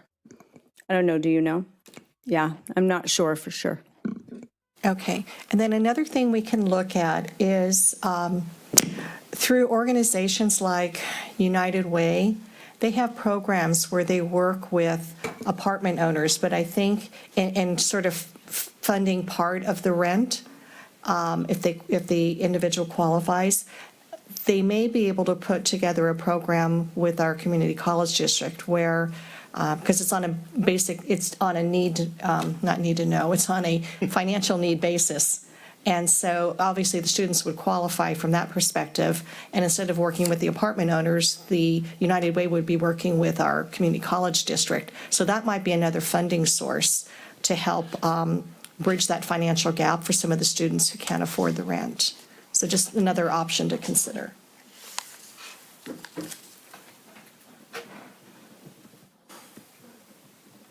Okay, I think our goal tonight is to approve this, to pull it forward. And these ideas are really interesting, and it would be very interesting to take a look at them perhaps later or in anticipation. But right now, we want to just make sure we get on the list for possible project if the state gets money. So unless there's something else towards that goal, we might be ready to vote, or is that true? Okay, hearing no objections. I don't know that we actually. You need a motion? Yeah, we don't.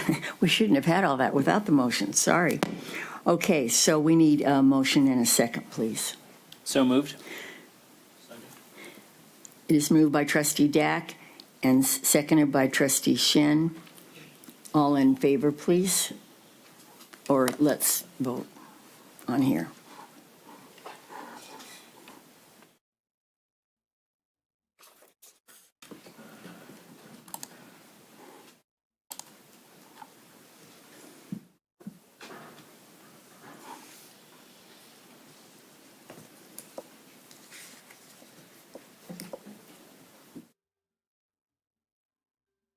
The motion carries on a 6-0 vote, including the student trustee Shen. Thank you very much. The second presentation is, actually we had that, that's all right. The second presentation is on the budget. We seem to be talking about money this evening.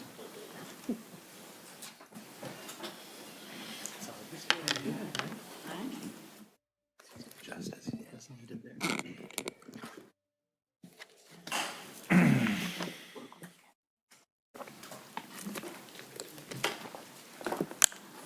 didn't know if Anne Marie wanted to say anything or if you want me to, I can't tell. Go ahead.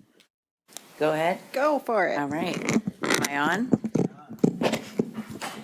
Good evening. I always like to start the presentation with just a huge shout out and thank you to all the people involved in developing the budget. This year was an extraordinary challenge with some of our new system implementations. So everyone at the college level and in my office really did Herculean efforts. So I just want to do a big thank you because I'm here presenting with my colleagues here, but the real work is happening too behind the scenes. So let me get started. Let me make sure I'm clicking the right thing.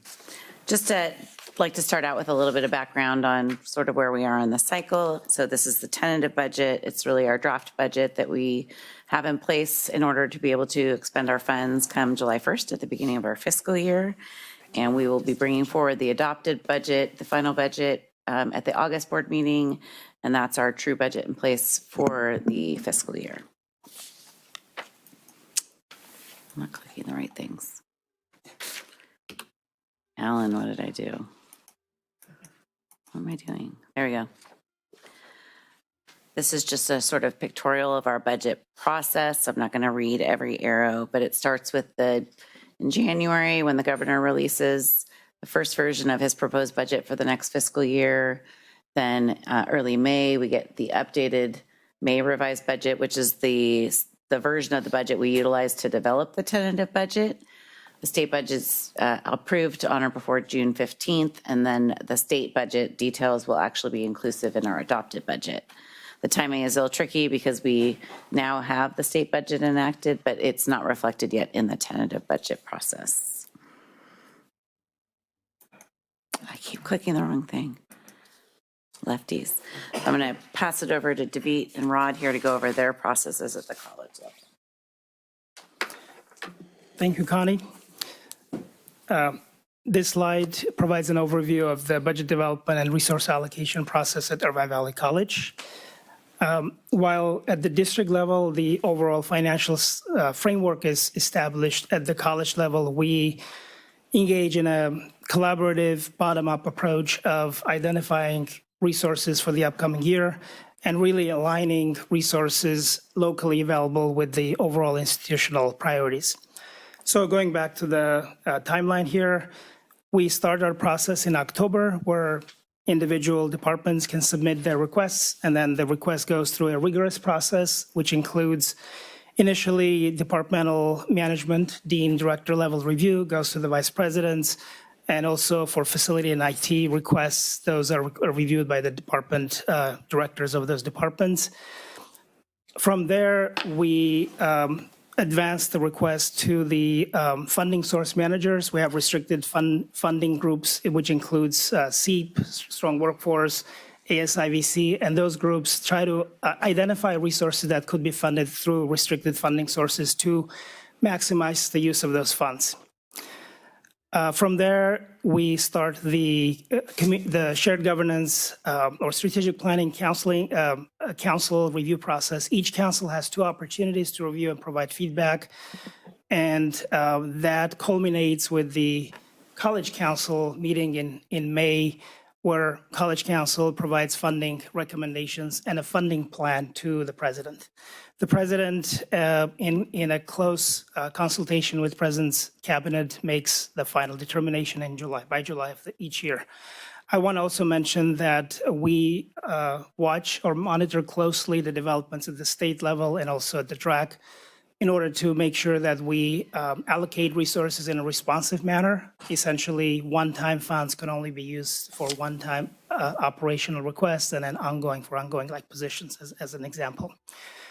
At the end, we also, throughout the process, I just want to also mention that we communicate with the campus community, with the request authors, so that everybody is essentially up to date on the development of the process itself as we progress throughout the year.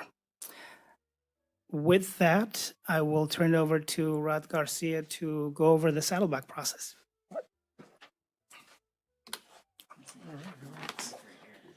All right, well, good evening. Our process is very similar to IVC's, so I'll just go over some of the not only communication that we have on campus, but our resource allocation process. So we begin with January, when we have the January budget update. We share the memo with all our, and sorry, there's a lot of acronyms on this slide, but we share with our College Resource Committee and our Consultation Council, and that's really the beginning of our resource allocation process. January is when all the requests are due. Between February and March, we go to College Technology Committee and CRC review, make recommendations to our Capital Improvement Committee, as well as our District Technology Committee. During that process, we have CTC and CRC, which includes facilities.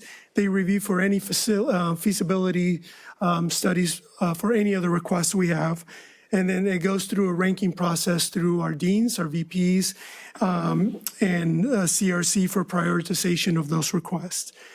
Between April and June, as the district finalizes our basic aid funding, which we've taken to the board already, we update our DRAC model, and we review the May revise, and we share all that information again with all our committees on campus.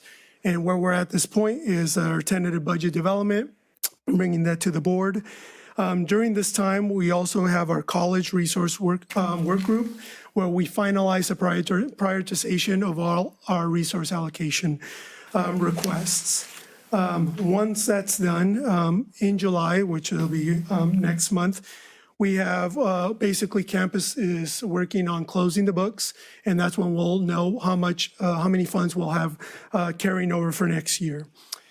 We also finalize, we go to President Executive Council, and we finalize the ranking and the funding for all our resource allocation requests, not only ongoing requests, but one-time requests.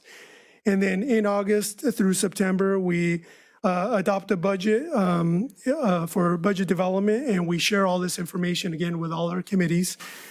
We adopt a budget, and when we're adopting the budget, we incorporate all the requests that have been approved for funding, both ongoing and one-time funds. So throughout the entire process of budget development, whether it's tentative or proposed, we have communication going out to the campuses and a very rigorous process of resource allocation, not only prioritizing, but also recommendation for funding. And with that, I'll hand it over to you, Connie.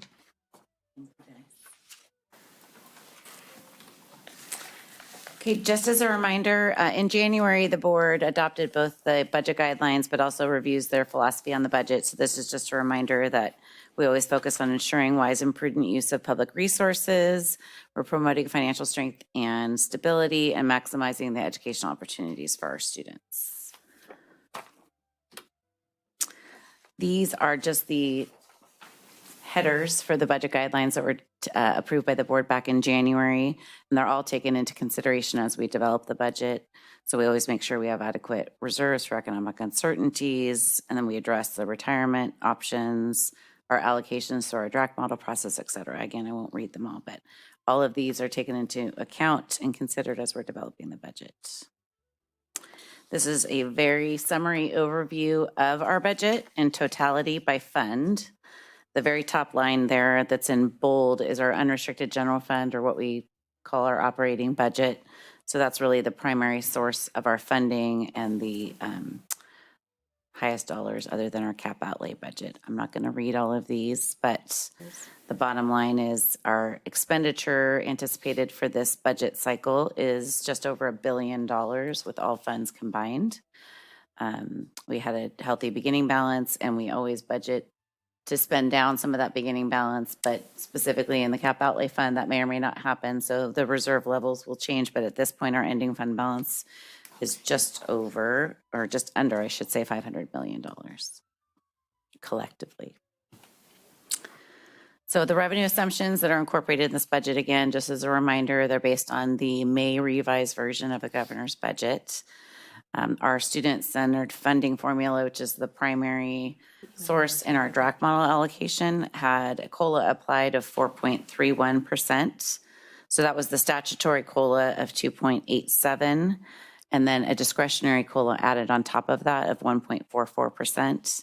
And then it also includes any growth funding that's available to us at the 0.15%. We budgeted our property tax increases at a rate of 4% based on our historical trends. And that led to an allocation to our basic aid projects of $131.2 million. But as a result of the additional COLA that was in the May revised compared to where we were when we were estimating our available funds, at this point, the budget does include a basic aid contingency shortfall. We don't anticipate that to be the case when we get to adopted budget. We have more final numbers for our fiscal year 25-26. But at this point, that's what's incorporated in the budget. We've projected our lottery revenue based on our reported FTES at $190 per student or per FTS of 6.1 million. We have the ongoing EPA funding through 2030 at $100 per FTES, so that's 2.8 million included in the budget.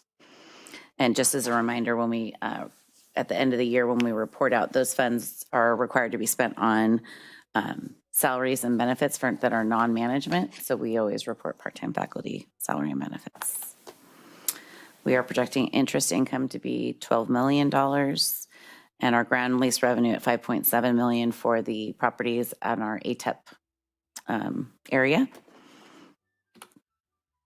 On the expenditure side, we've budgeted salary increases based on our negotiated salary schedules and including any new positions that we are aware of at the time of the budget development. Our PERS rate is 26.4%. The STIRS rate continues to be 19.1%.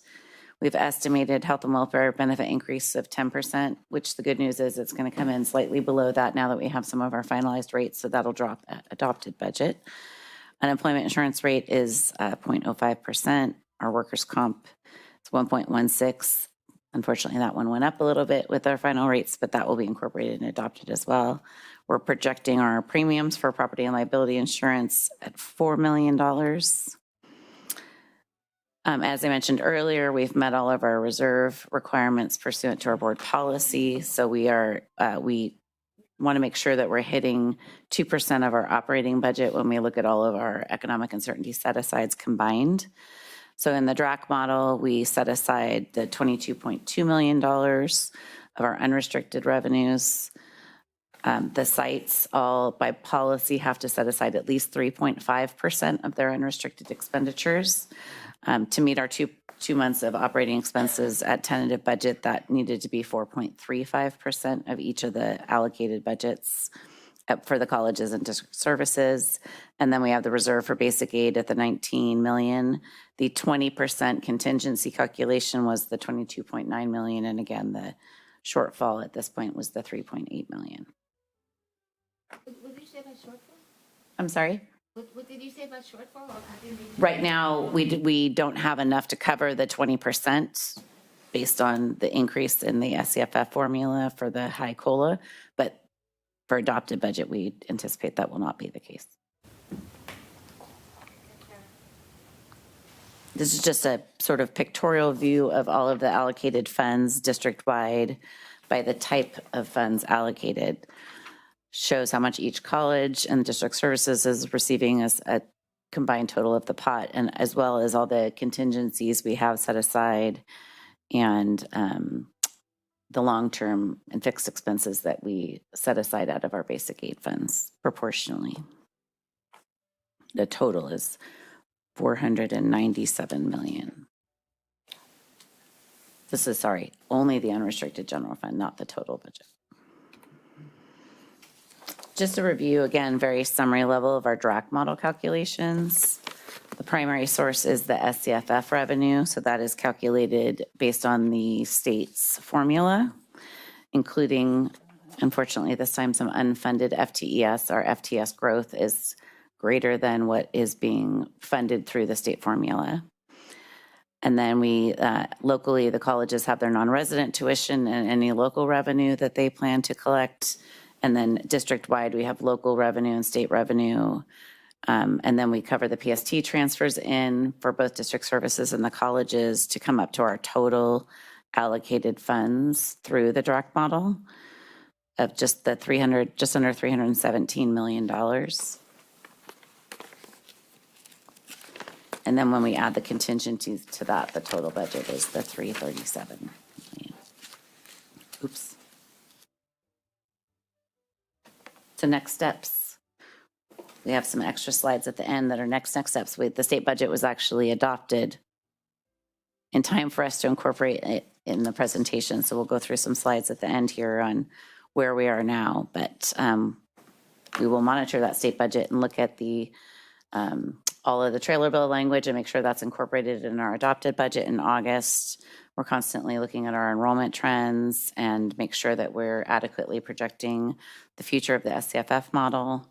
And the year-end closing, as my colleagues mentioned, is a big lift so that we can close the books and get true and accurate ending fund balances that are also incorporated into our adopted budget in the August board meeting.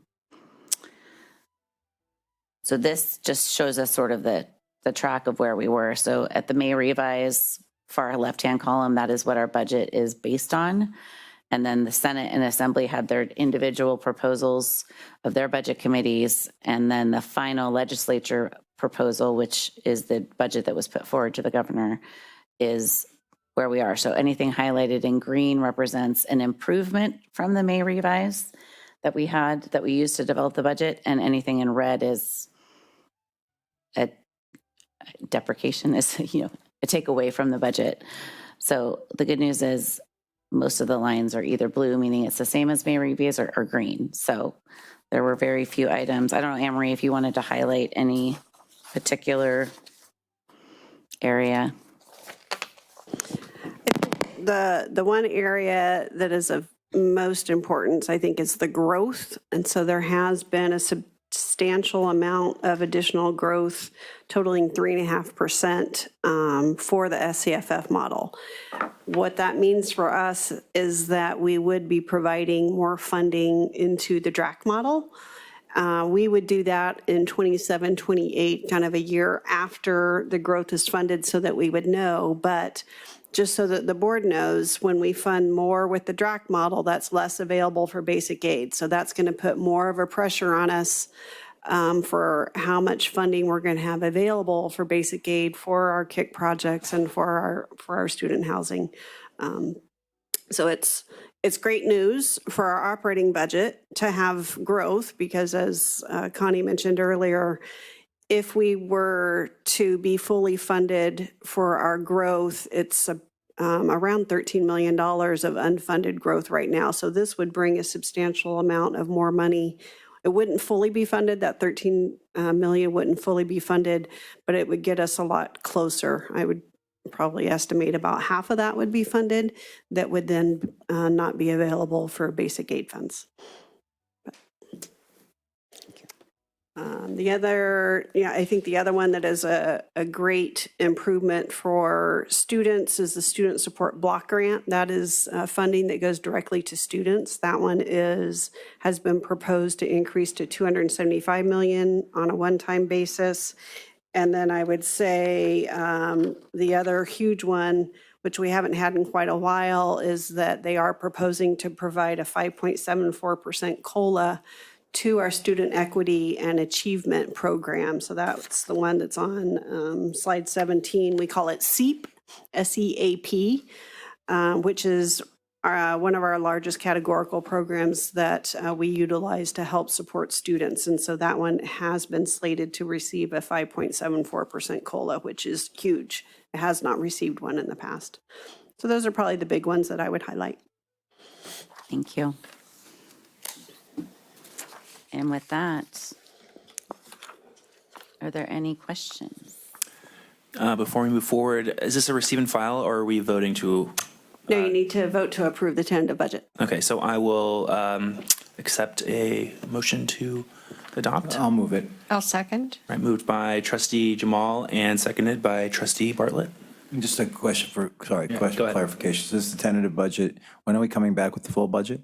It'll be at the August board meeting. Okay. Any other questions? I'll have a question. So I see, if you want to go back to, and I apologize if it's going to take some time for the control room to go back to the presentation, but I did see that the revenues versus the spending seemed there seemed to be a gap there, even though we still have a positive ending balance. It would be on I think it's the total overview. It might be a couple slides. Yeah, I think I got the slide back up here. So you're looking at the tentative budget overview, correct? I'm looking at slide Should be slide, I can't see that small. Slide 8? Slide 14? Not the one?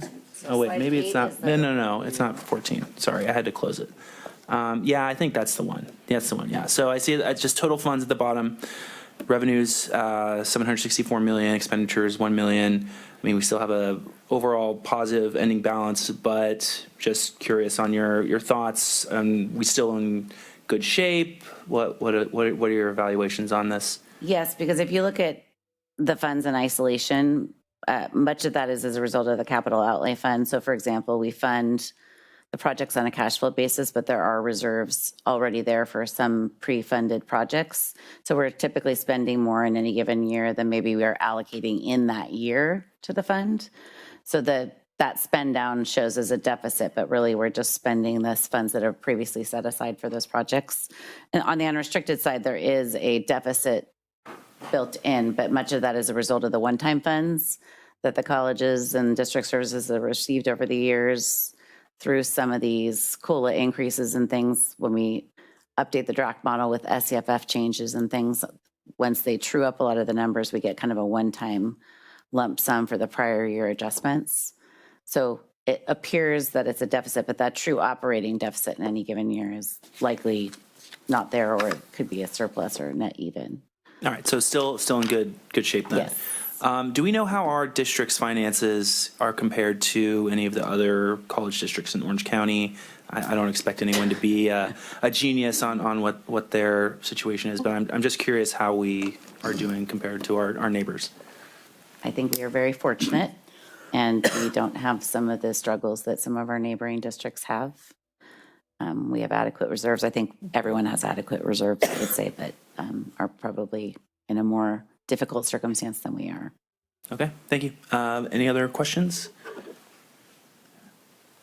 Many of them are growing similar to us and aren't getting the full funding of the state. So that's, a big part of it, which this will help them with the growth, additional growth funding, I think. Did you have a motion in a second? Yeah, so we can call. Okay, let's, Yes. if there's no other comments, let's vote.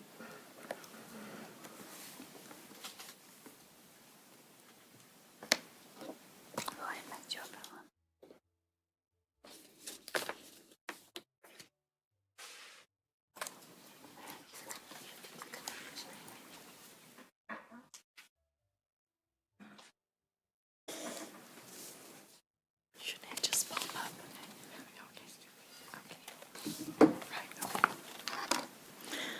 The motion carries on a 6-0 vote, which includes Trustee Shin. Okay, we are now to number 9, which is a very long consent calendar. Are there any polls?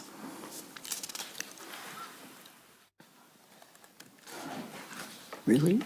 I'll move the item. Second. Okay, it has been moved by Trustee Dack and seconded by Trustee Jamal. You didn't pull any. You seem surprised. I read them all. I figured there. All right. We've already had a couple of long discussions. So, okay, so we do have our, there's no polls, so we'll be voting on the entire thing.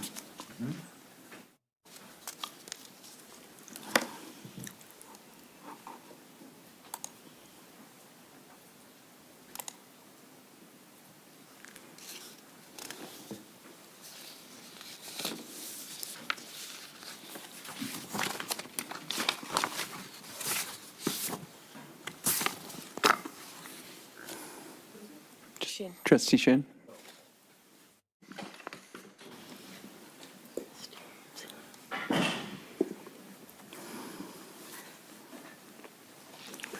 Okay, the motion carries on a 6-0 vote, with student trustee Shin voting yes as well.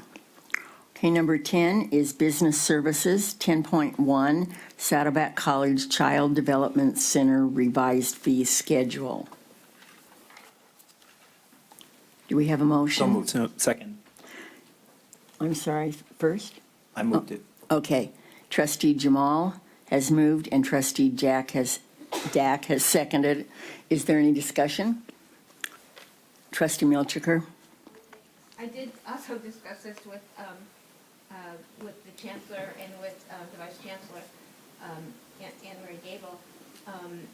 I just want to emphasize that the faculty and staff get a 40% per child monthly discount, and the students receive a 20% discount in childcare as long as they enroll in 6 units. And this is partially covered by the ESG, and the rest is covered by the college.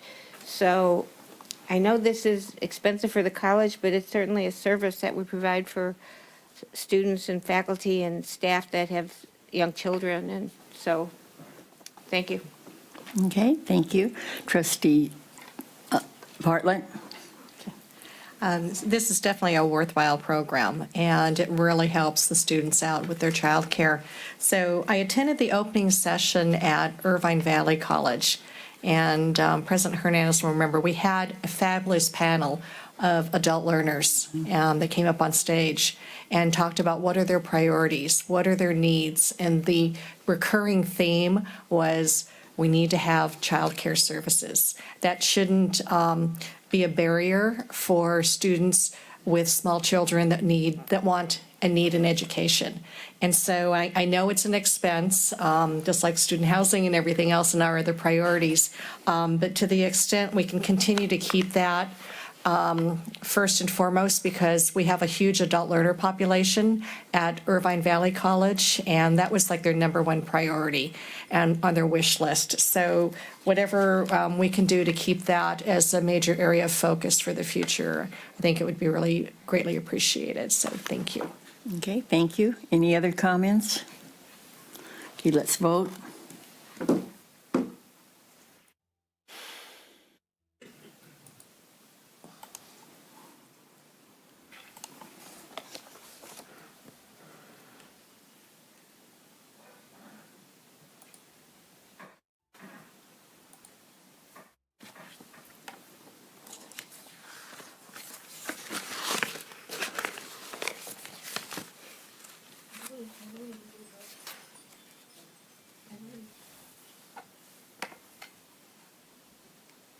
I think I voted.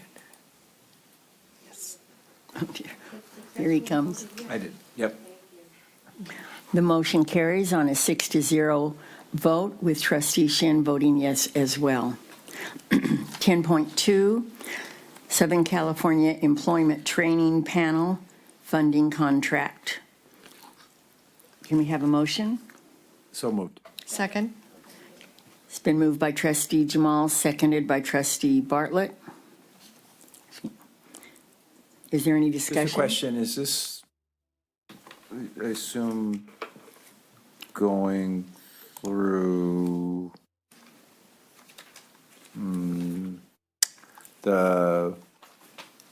is this Israel's department? This is going through? Yeah. So, yes. Yes. Any other question? Well, just on what, maybe it's in the attachment, I didn't see it, or what employers are we working with on this? Is it in there? I do not know, Trustee Jamal. Let me check and see if it names the employers. I don't think it does. Yeah, so for this grant, we have not yet identified employers. The hope of these ETP funds, as you know, but the board should all understand, is that by encouraging employers with these funds to subsidize and pay for contract education for their employees, they learn about what we do and hopefully come back when they're not paid for. And I think it's great we're getting ETP funding. And maybe through the chancellor, you can forward to us the participating employers. We can do that. Yeah, thank you. Any other discussion, comments? Okay, let's vote, please.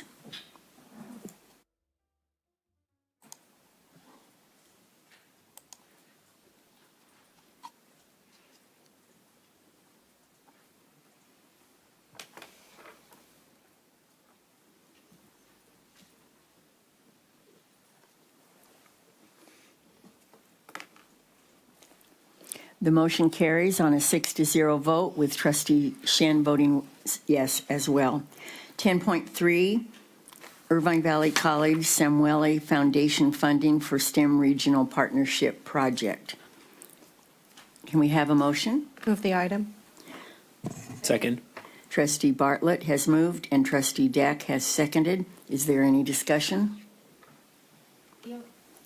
No, I did ask about this one also, and I found out who is monitoring it, and this is a wonderful opportunity for our students from the Samueli Foundation to support our regional partners at IVC. Okay, is there any other discussion? Let's vote.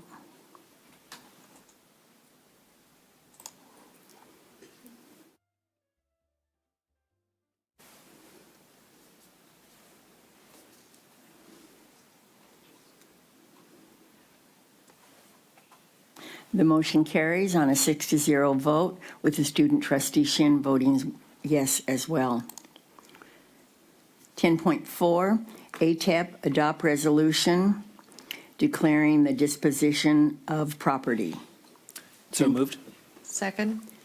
Trustee Dack vote motion and seconded trustee Bartlett. Discussion? Let's vote.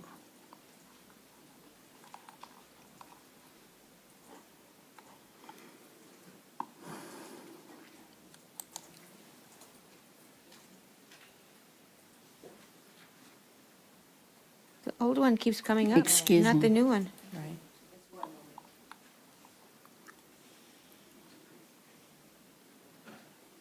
No, it's the wrong item that's coming up. Sorry. They're working on it. Yeah, I know.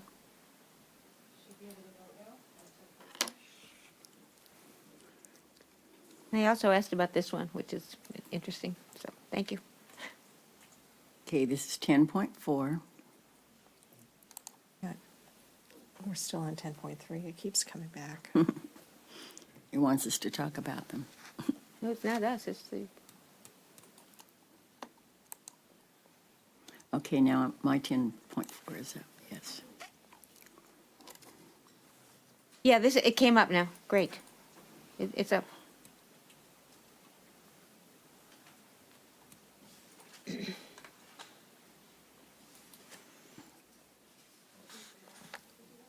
Try to show voting. Oh, there you go. Okay, now I can vote. Okay, thanks. Thank you. It was somewhat of a complex issue, but we got it. Okay, thanks.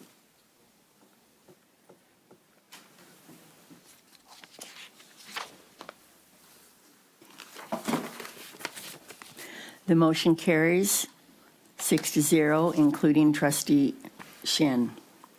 Okay, 10.6, 5-year construction plan, initial project proposals, et cetera. So moved. Second. It's been moved by trustee Dack, seconded by trustee Bartlett. Is there any discussion? Okay, let's vote, please.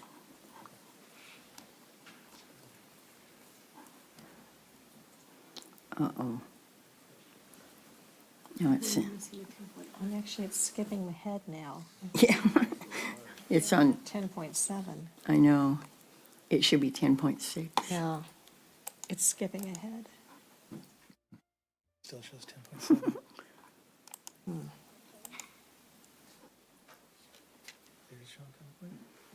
I don't vote. Is yours skipping ahead? Yeah, it did. It was, instead of being, Showing 10.7. let me try it again.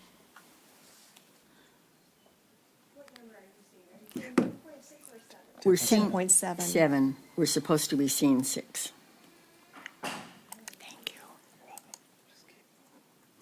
you. Yeah, 10.7 keeps coming up. Uh-oh.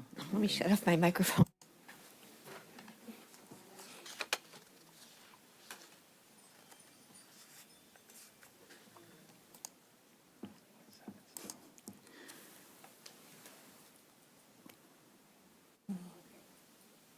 Do we do just oral voting when we have trouble?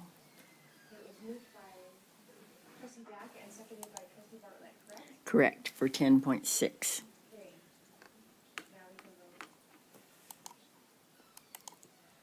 No, 10.7 came up again. It's just, oh, here it comes. Here we go. Refresh it now. Oh, there we go. Yep, Persistence. it just popped up. There we go. Okay, cool.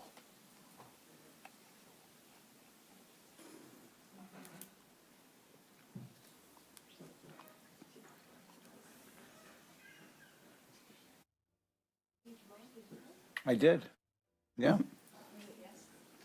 I already voted on, okay. I voted. Oh, is that what happened? Oh, okay. I thought I did. 10.6, the motion carries on a 6-0 vote with student trustee voting yes. Now we are to 10.7. I'm sorry, preventative maintenance services agreement for landscaping and irrigation services at ATEP, 10.7. A motion? Move the item. Second. Been moved by trustee Bartlett, seconded by trustee Dack. Is there any discussion? Okay, let's vote. Oh, no, it went back to 10.6.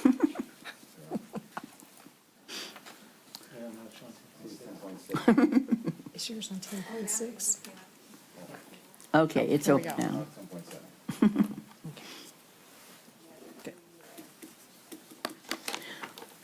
The motion carries on a 6-0 vote with student trustee Shin voting yes.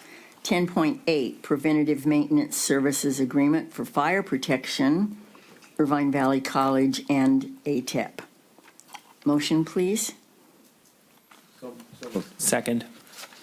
It has been moved by trustee Jamal and seconded by trustee Dack. Is there discussion? Okay, let's vote.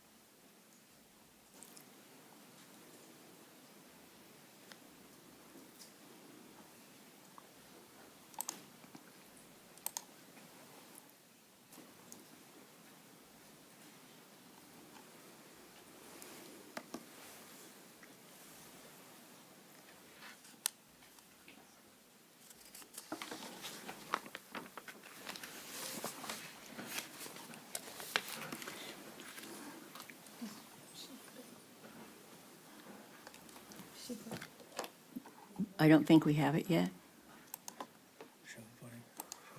Yes, she's successfully voted yes. Here we go. Motion carries 6-0 vote with student trustee Shin also voting yes. 10.9, preventative maintenance services agreement for monthly scheduled maintenance and inspection, testing, etc. at Saddleback College, Irvine Valley College, the IDEA Building, and the ATEP Education Park elevator service. Is there a motion? Move the item. Been moved by trustee Bartlett, Second. second by trustee Dack. Is there any discussion? Okay, let's vote.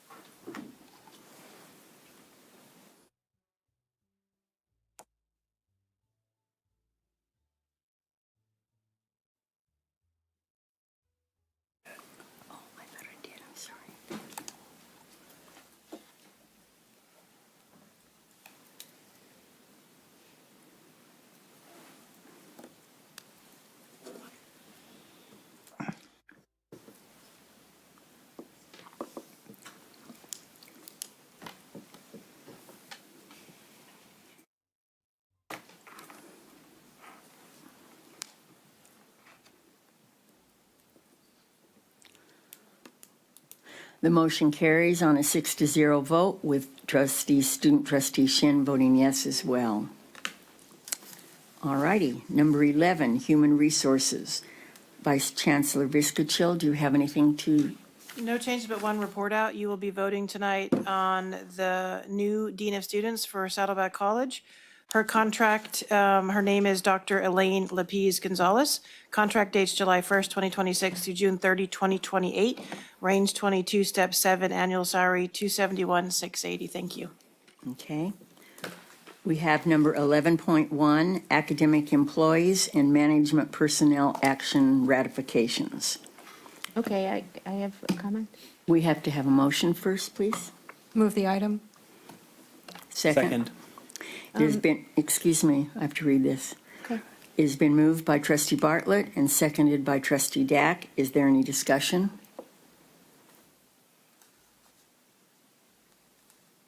Yeah, and under academic employees, just want to mention, we hired 2 administrator management positions and 7 new faculty members.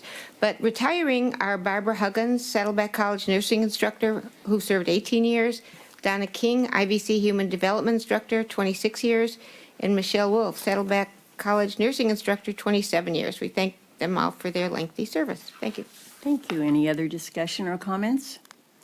Let's vote.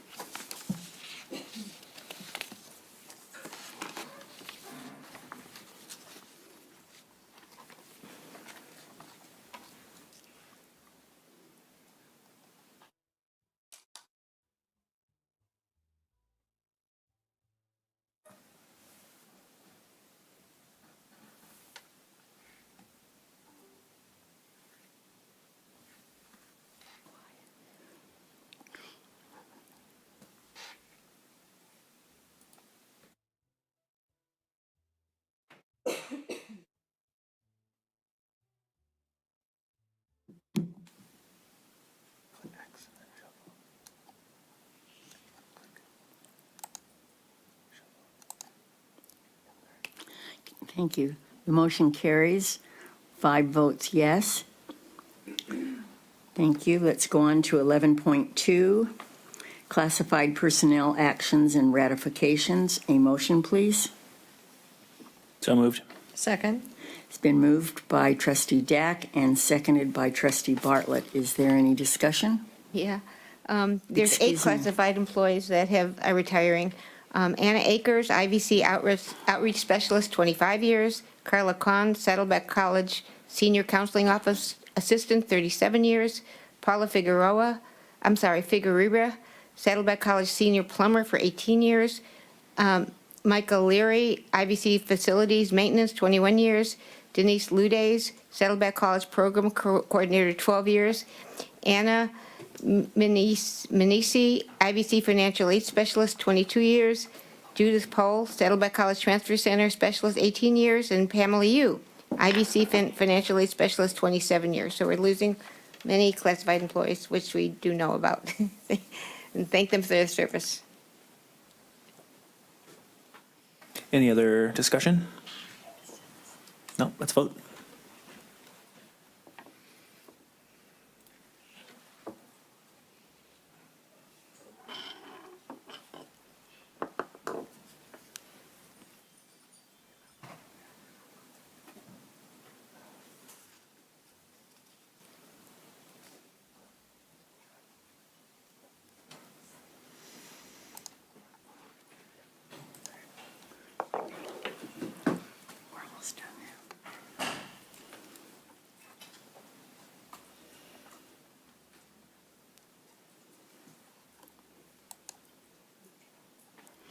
The motion carries. 5 votes yes. Okay, number 12, Educational and Technology Services. 12.1, Saddleback College and Irvine Valley College Fall Community Education Programs. Do we have a motion? So moved. Second. It has been moved by trustee Jamal and seconded by trustee Dack. Is there any discussion? Okay, let's vote.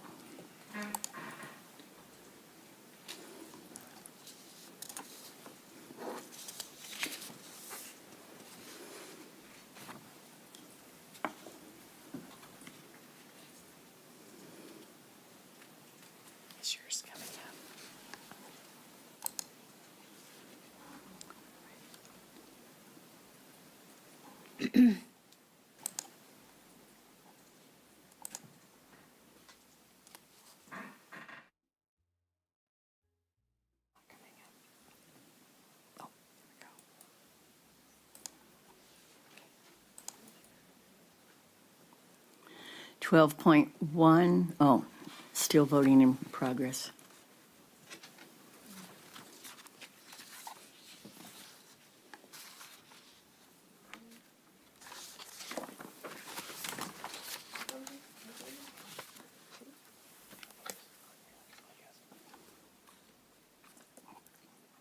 .1, the motion carries with 6 votes. Trustee, oh, just a minute. Yeah, that was correct. 6 votes yes, including the student trustee. 12.2, final action in public session, Saddleback College student. Move the item.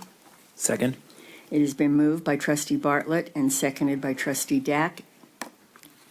I'm going to assume there's no discussion. Let's vote, please.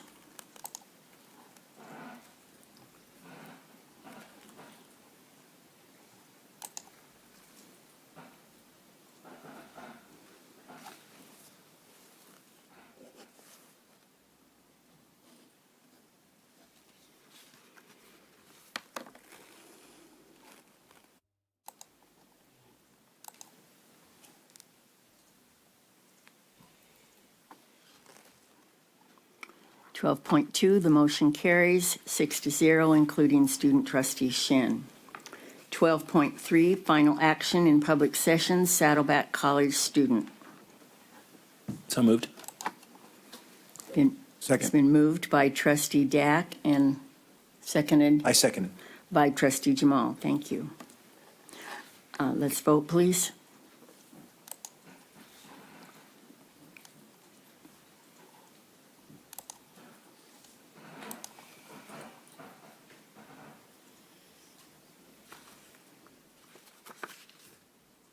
.2, the motion, no, we did that, I'm sorry. It's not coming up on mine. That's stuck on 12.2. Yeah. Okay. No, we did 12.2. Yeah, the motion carried. I think we said that. Yeah, we're on 12.3. Okay.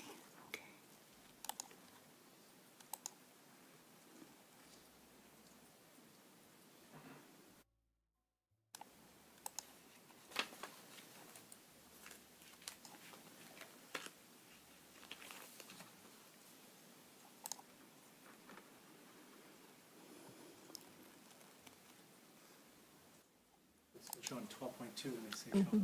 Yeah. It's stuck?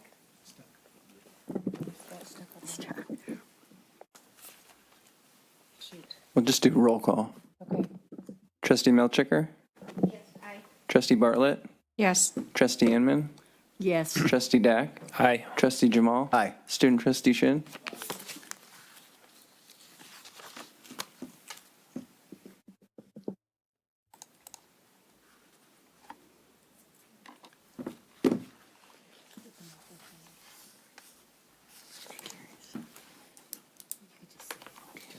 Oh, okay. The motion carries on a 6-0 vote. Okay, number 13, information items. 13.1, facilities plan status report. 13.2, monthly financial report. It is now time, just a moment, for written oral reports. We start with Chancellor Barnes. All right, just quickly, I wanted to extend my welcome to all of the new constituent leads. I know our students took off, but we have Noah, Luca, and then Brianna and V with our classified Senate, and Frank and Rebecca's continuing on with the academic Senate, and then, of course, welcome to Deanna, our new FA lead, and then, of course, Desiree's continuing on with the CSEA. And then we have Bo, but also Lance with the POA. So congrats and welcome.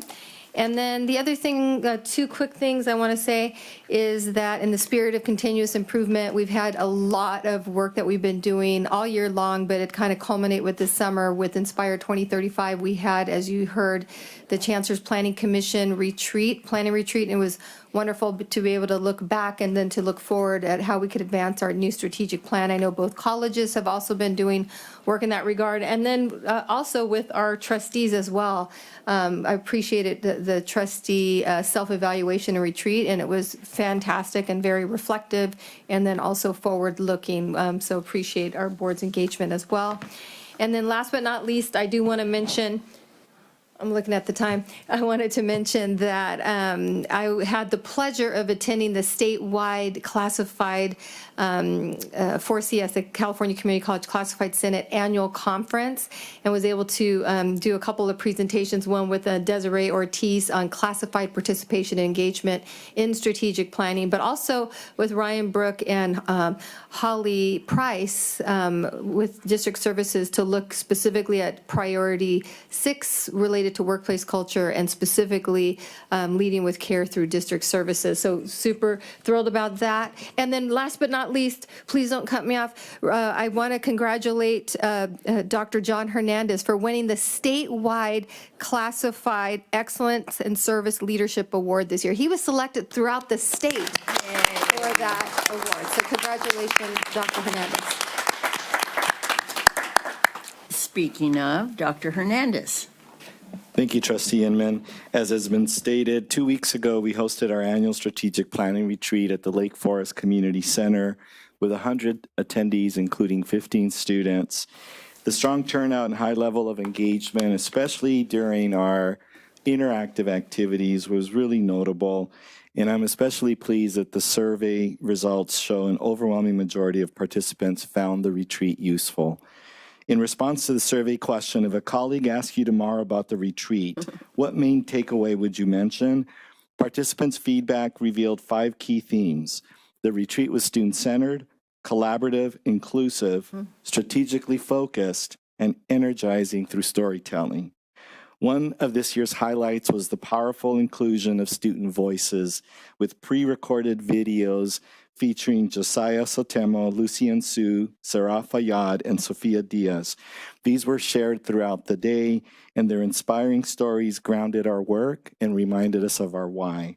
Built around the theme Unlocking Our Future with Inspire 2035, participants provided valuable input on our proposed tactics aligned with our goals and priorities. We will carry this feedback forward early in the fall term, begin an interactive process with our participatory governance and committees, Senate, student government, and employee groups to affirm and finalize all of the elements of our 10-year strategic plan. So just be assured that at IVC, strategic planning is not a box to check off. It's an opportunity to engage our entire college community. Our goal is for every member to understand their role in shaping our future direction and to find renewed inspiration, in advancing student success. And I would be remiss if I did not congratulate my colleague, Elliot, on his much-earned retirement. And I wish him continued happiness as he transitions into this new journey. Thank you. A report, the last one, from Saddleback President, Dr. Stern. I should pass just for the fun of it, but I can't. Oh. It's a microphone in 2 minutes. So let me first highlight something from my written report that's worth highlighting. A couple years ago, you may recall, we hit majority ZTC, the majority of our enrollments, zero textbook cost. I set a target of hitting 60% then in 2030. Under the leadership of Dean DRC, who is here tonight, and her team, and hundreds of faculty who do the work of creating OER and zero textbook cost resources for their students, we've now hit 60% ZTC, 60% by enrollments. What this translates into is about $10 million in student savings. And to put that in perspective for you, that's about equivalent to the total savings on rent that both projects would actually bring about by the time the housing projects are completed. So So little initiatives mean a lot, and sometimes we ignore the unsexy ones for the sexier ones. And I just want to point out, lastly, that I didn't lift a finger in any of that. And if anyone is thinking, where does the college go from here? It goes to amazing places, because that was all the work of Dean D'Arcy, her team. Dean Hinkle is also here, mostly her faculty who bring about that work and make all that happen. And all I did was cheerlead. So it's a great college, and it will continue to be. And then lastly, if you'll indulge me in a few extra seconds, I want to say this. I want to thank the board for supporting the changes that we've made in the 7.5 years that I've been here. I never forget that I wouldn't be here. That itself was a change brought about by the board. The hiring was otherwise probably not going to go my way. And I am very grateful to the individuals who made that happen. But also I want to thank you for supporting difficult changes over the years. When change happens, there's always dissenting views, and we should listen to dissenting views, but we shouldn't let them serve as a veto and stop change from happening. Our systems are sometimes anathema to change, but change is very necessary. In the next few years, very important changes will need to be made to our colleges and the higher ed system across the country. For one thing, we're going to see a wave of economic impacts from AI that will mean either a small uptick in the unemployment rate or a massive uptick in the unemployment rate. And no one is sure. But what we know is that many people will be looking to the community colleges for reskilling and retraining. And we are, as a general body, ill prepared for the adult learner who doesn't come in with a high school transcript, and that learner is not going to be seeking one of our credentials. They're not interested in our associate degrees or long certs. They're interested in skill sets that they can go out and take a job with immediately. Secondly, we must be prepared to compete with what AI is going to do. We are about to see the introduction of AI academies everywhere. We're going to see some of the tech companies themselves get into the education business, and we have to be prepared to compete. Right now, as a group, higher ed has stale online offerings that are in no way engaging or adaptive and ready for the new learner. And we have to get there. And that's going to take change. And I ask for your continued support of the leaders in this room and the leader who will be in this seat in making changes that are really existential, as far as I'm concerned, for the next few years. So thank you for supporting change. And thank you for your support of me personally over these 7.5 years. I am truly grateful. Thank you. I'm going to clap again. We will miss you. Vice Chancellor McDonald. I'd like to say a few words about my brother here. First, I really respect you, Elliot, and I really admire you. So I respect your intellect, because you're so smart, you can operate at the executive level, yet call me about some operational nuance about Banner and then switch back to being an executive. Really respect how you write, really respect how you communicate. I also admire your deep commitment to the mission of the college and your deep belief in the role of the college and what it can do for students like me back in the day, and what it does for communities. So I really respect that and I admire that. Now, the people I like, I always go back to my WWE childhood. So you do have a nickname. So when you come out in your cape, right, you're going to be Elliot, the Secret Sauce Stern. This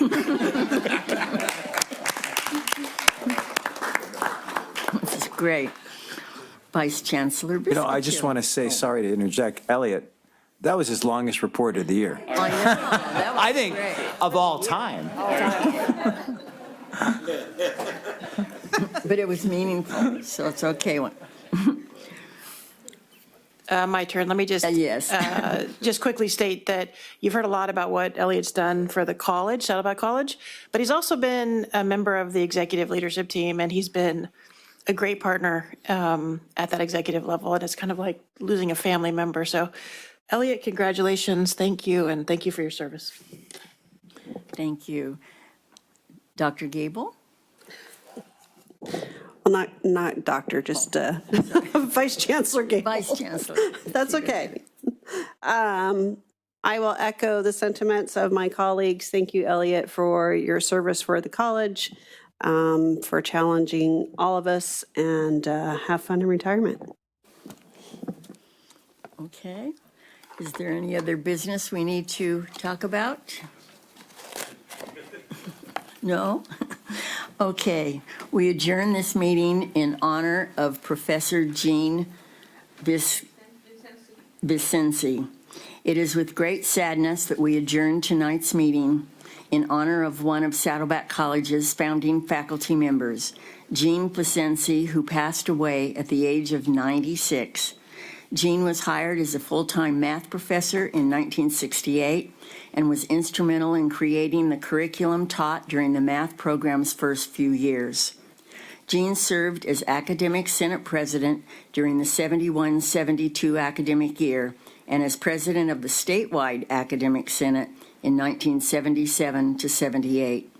In 1988, she received prestigious Hayward Award for Excellence, presented by the California Community Colleges Board of Governors, which honors community college faculty who demonstrate the highest level of commitment to their students, college, and profession.